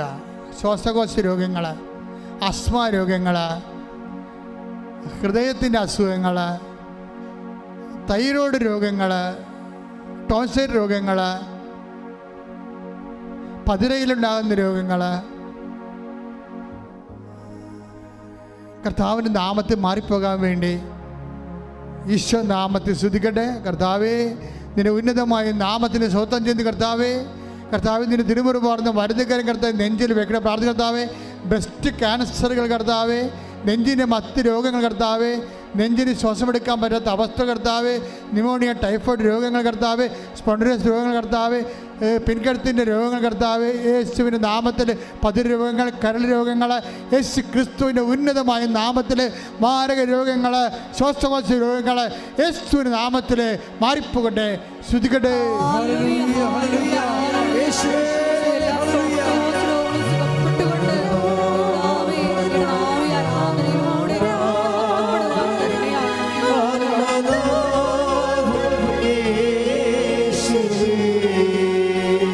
മക്കളെ നെറ്റിയിൽ കൈവെക്കുക. രണ്ട് കൈകളും ചേർന്ന് നെറ്റി വെക്കുക.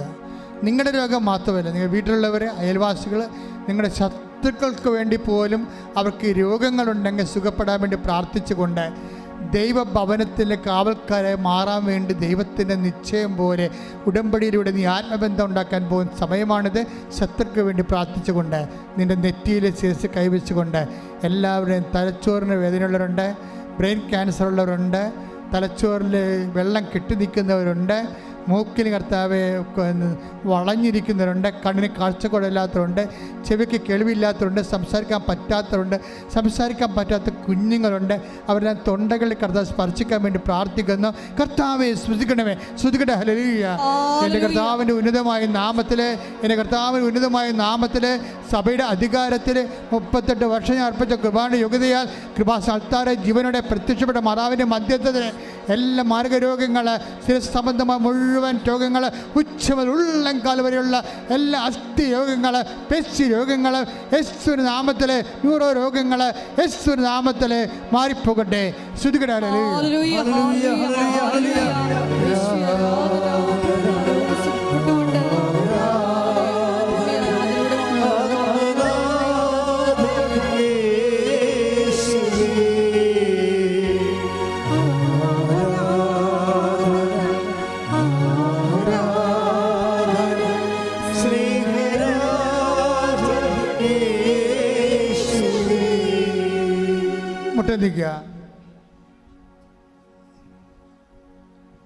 എൻ്റെ മക്കളെ, നമ്മളിപ്പോൾ മുട്ടെന്നിക്കുന്നത് അച്ഛൻ വിട്ടുപോയ വിഷയങ്ങൾക്ക് വേണ്ടി പ്രാർത്ഥിക്കാനും അതുപോലെ തന്നെ ജോലി, വീട്, വിവാഹം, സ്ഥലം, വഴി, പ്രൊമോഷൻ, പരീക്ഷ, റിസൾട്ട്. നമ്മുടെ കുഞ്ഞുങ്ങളെല്ലാം പരീക്ഷയിലാണ് കേട്ടോ. അപ്പം എല്ലാ മക്കൾക്ക് വേണ്ടി പ്രത്യേകം പ്രാർത്ഥിക്കണേ. SLC-ക്കാരുണ്ട്, +2 ഉണ്ട്, +1 ഉണ്ട്, ഡിഗ്രിക്കാരുണ്ട്, പ്രൊഫഷണൽ പരീക്ഷക്കാരുണ്ട്.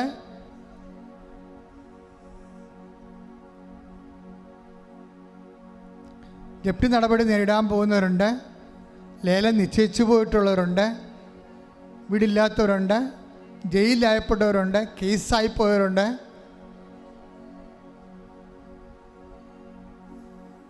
വ്യത്യസ്തങ്ങളായ സങ്കടങ്ങളിൽ കുടുംബത്തിൽ സമാധാനം ഇല്ലാത്തവരുണ്ട്, ഭാര്യ ഭർത്താക്കന്മാർ അകന്ന് ജീവിക്കുന്നവരുണ്ട്, ഒരുമിച്ച് കഴിയാൻ ആഗ്രഹിക്കുന്നവരുണ്ട്, വഴക്ക് മാറാൻ ആഗ്രഹിക്കുന്നവരുണ്ട്, കോടതി കേസുകൾ അനുകൂലമായി വിധിക്കാൻ ആഗ്രഹിക്കുന്നവരുണ്ട്. എല്ലാം സമർപ്പിച്ചുകൊണ്ട് പ്രാർത്ഥിക്കട്ടെ. ശ്രുതിക്കട്ടെ, ശ്രുതിക്കട്ടെ. ഹല്ലേലൂയ. എൻ്റെ കർത്താവേ, നിന്റെ ഉന്നതമായ നാമത്തിന് സ്വന്തം ചെയ്യുന്ന കർത്താവേ, ഏതെല്ലാം മക്കൾ ഭൗതികമായ ജീവിത സാഹചര്യങ്ങളിൽ തടസ്സം അനുഭവിക്കുന്നുണ്ടോ അവിടെ എല്ലാം യേശുക്രിസ്തു ഉന്നതമായ നാമത്തിൽ സഭയുടെ അധികാരത്തിൽ കുരിശിൻ്റെ അടയാളം 38 വർഷം ഞാൻ അർപ്പിച്ച കൃപാന്റെ യോഗ്യതയാൽ കൃപാസ്ഥലത്താറെ ജീവനുടെ പ്രത്യക്ഷമാറാനും മധ്യസ്ഥത്തിൽ ജീവിത ദുരിതങ്ങൾ തടസ്സങ്ങൾ യേശുക്രിസ്തു നാമത്തിൽ ഈ നിമിഷം മാറിപ്പോകട്ടെ. ശ്രദ്ധിക്കട്ടെ. ഹല്ലേലൂയ, ഹല്ലേലൂയ, ഹല്ലേലൂയ. എല്ലാ ജീവിത ദുരിത തടസ്സങ്ങൾ മാറിപ്പോയിക്കൊണ്ട് ഇതിന്റെ നാമം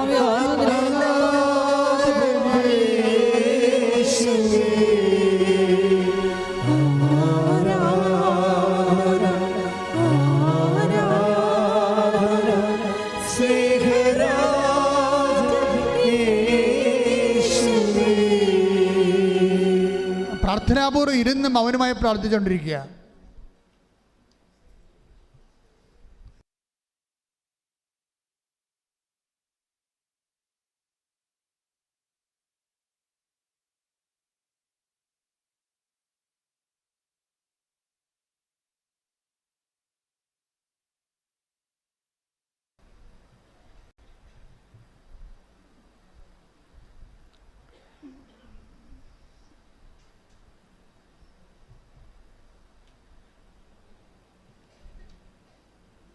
മുട്ടനിക്കുക. സമാപന ആശീർവാദം. ഒരിക്കൽ കൂടി മരിയൻ ഉടമ്പടിയിൽ സമർപ്പിച്ചിരിക്കുന്ന വിഷയങ്ങൾ ദൈവമാതാവിൻ്റെ മധ്യസ്ഥയിൽ ദിവ്യകാരുണ്യ സന്നിധിയിൽ സമർപ്പിച്ച് പ്രാർത്ഥിക്കാം. നമ്മുടെ ദൈവസ്നേഹ നിലപാടുകളിലൂടെ ദൈവപിതാവ് എനിക്ക് നിന്നെ നന്നായി അറിയാം, നീ എൻ്റെ പ്രീതി നേടിയിരിക്കുന്നു എന്ന് പറയത്തക്ക വിധം ഞങ്ങളുടെ ദൈവസ്നേഹം വർദ്ധിപ്പിക്കണമേ. ഉടമ്പടിയോട് കൂടുതൽ വിശ്വസ്തയോടെ പാലിച്ച് നിബന്ധനകൾ പാലിച്ച് മുന്നേറുവാൻ ഈ ആരാധനയിലൂടെ ഞങ്ങളെ അഭിഷേകം ചെയ്യണമേ എന്ന് പ്രാർത്ഥിച്ചുകൊണ്ട് ശിരസ് നമിച്ച് നമുക്ക് ദിവ്യകാരുണ്യനാഥൻ്റെ ആശീർവാദം സ്വീകരിക്കാം.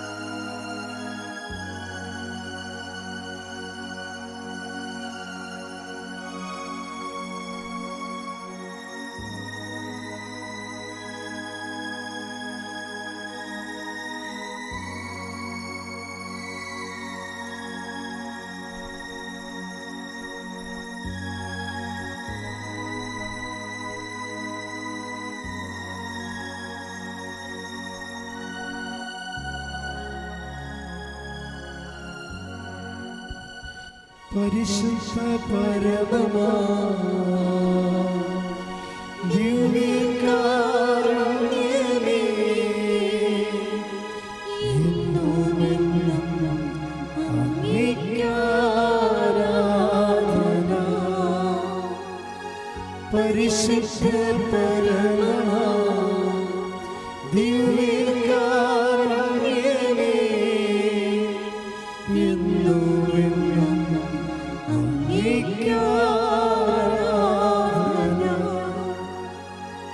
പരിശുദ്ധ പരമമാ ദിവ്യകാരുണ്യമേ, എന്നുമെന്നും അങ്ങേക്ക് ആരാധന. ആവേ ആവേ ആവേ മരിയ, ആവേ ആവേ ആവേ മരിയ.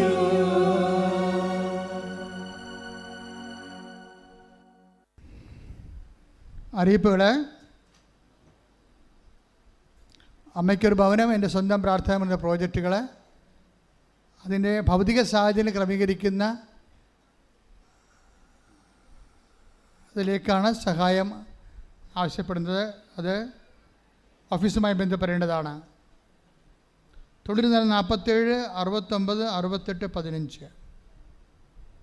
കഴിഞ്ഞ ദിവസങ്ങളൊരു രസമുണ്ടായി. ഞാൻ എറണാകുളത്ത് റവന്യൂ ടവറിൻ്റെ താഴെ ഒരു ബുക്ക് സ്റ്റോളിൽ ചെന്നു. അവിടെ ചെന്ന് പറഞ്ഞ് അച്ഛൻ്റെ പേരിൽ കഴിഞ്ഞ ആഴ്ച കാശ് ഞങ്ങൾ കൊടുത്തതേ ഉള്ളതെന്ന് പറഞ്ഞു. അപ്പോൾ ഞാനും കാശ് വാങ്ങിക്കാൻ ചെന്ന പോലെയാണ് അവർ പറയണത്. അച്ഛൻ്റെ പേരിൽ കഴിഞ്ഞ ആഴ്ച ഞാൻ കാശ് കൊടുത്തു. ഞാൻ പറഞ്ഞു എന്ത് പേരിൽ? കൃപാസനത്തിൻ്റെ പേരിൽ. അപ്പോൾ ഗവൺമെൻറ് പുസ്തക സ്റ്റോളാണതേ. അവിടെ വരെ പോയി അന്നദാനമെന്നും പറഞ്ഞ് കാശ് വാങ്ങിച്ചിരിക്കുന്ന ആൾക്കാർ എന്തൊരു കള്ളന്മാരാ. നമ്മളിങ്ങനെ ഒരു വിഷയത്തിനുമില്ല കേട്ടോ. അച്ഛൻ്റെ പേരും ഫോട്ടോയും കാണിച്ച് പുതിയ അക്കൗണ്ട് തുടങ്ങിയിട്ടൊക്കെ ആൾക്കാർ കാശ് വാങ്ങിക്കുന്നുണ്ട്. കൊടുക്കുന്നവരും മണ്ടന്മാരും പൊട്ടികളും ആകെയേ ഉള്ളൂ. മാതാവും കൃപാസനമായിട്ട് അതിന് യാതൊരു ബന്ധവുമില്ല. ഇവിടെ എന്തെങ്കിലും ഉണ്ടെങ്കിൽ ഇവിടെ നിന്ന് വിളിച്ചു പറയും. നിങ്ങളുടെ ആവശ്യത്തിന് നിങ്ങൾക്ക് താമസിക്കാനുള്ള കെട്ടിടമാണ് ഇപ്പോൾ ചെയ്യണത്. അല്ല, കൃപാസനത്തിൻ്റെ കെട്ടിടം എന്ന് പറയുന്നത് പൊതുജനങ്ങൾക്ക് വേണ്ടിയുള്ള തീർത്ഥാടന കേന്ദ്രത്തിനാണ് ഇപ്പോഴേ ഈ അമ്മയ്ക്കൊരു ഭവനം, എൻ്റെ സ്വന്തം പ്രാർത്ഥനാ മുറി എന്ന് പറയുന്നത്. സ്വാഭാവികമായിട്ട് പൊതുജനങ്ങളുടെ കാര്യങ്ങൾ പൊതുജനങ്ങളുടെ സഹായത്തോട് ചെയ്യേണ്ടതാണ് സ്വാഭാവികമായിട്ട്. ഇപ്പം ഞങ്ങൾക്ക് വേണമെങ്കിൽ നിങ്ങൾക്കറിയാവില്ല, ഇത് ഞായറാഴ്ചയാണ്, സ്വതക്കാഴ്ച പോലും എടുത്തിട്ടില്ല. കുർബാനയ്ക്ക് സ്വതക്കാഴ്ച എടുക്കണില്ല.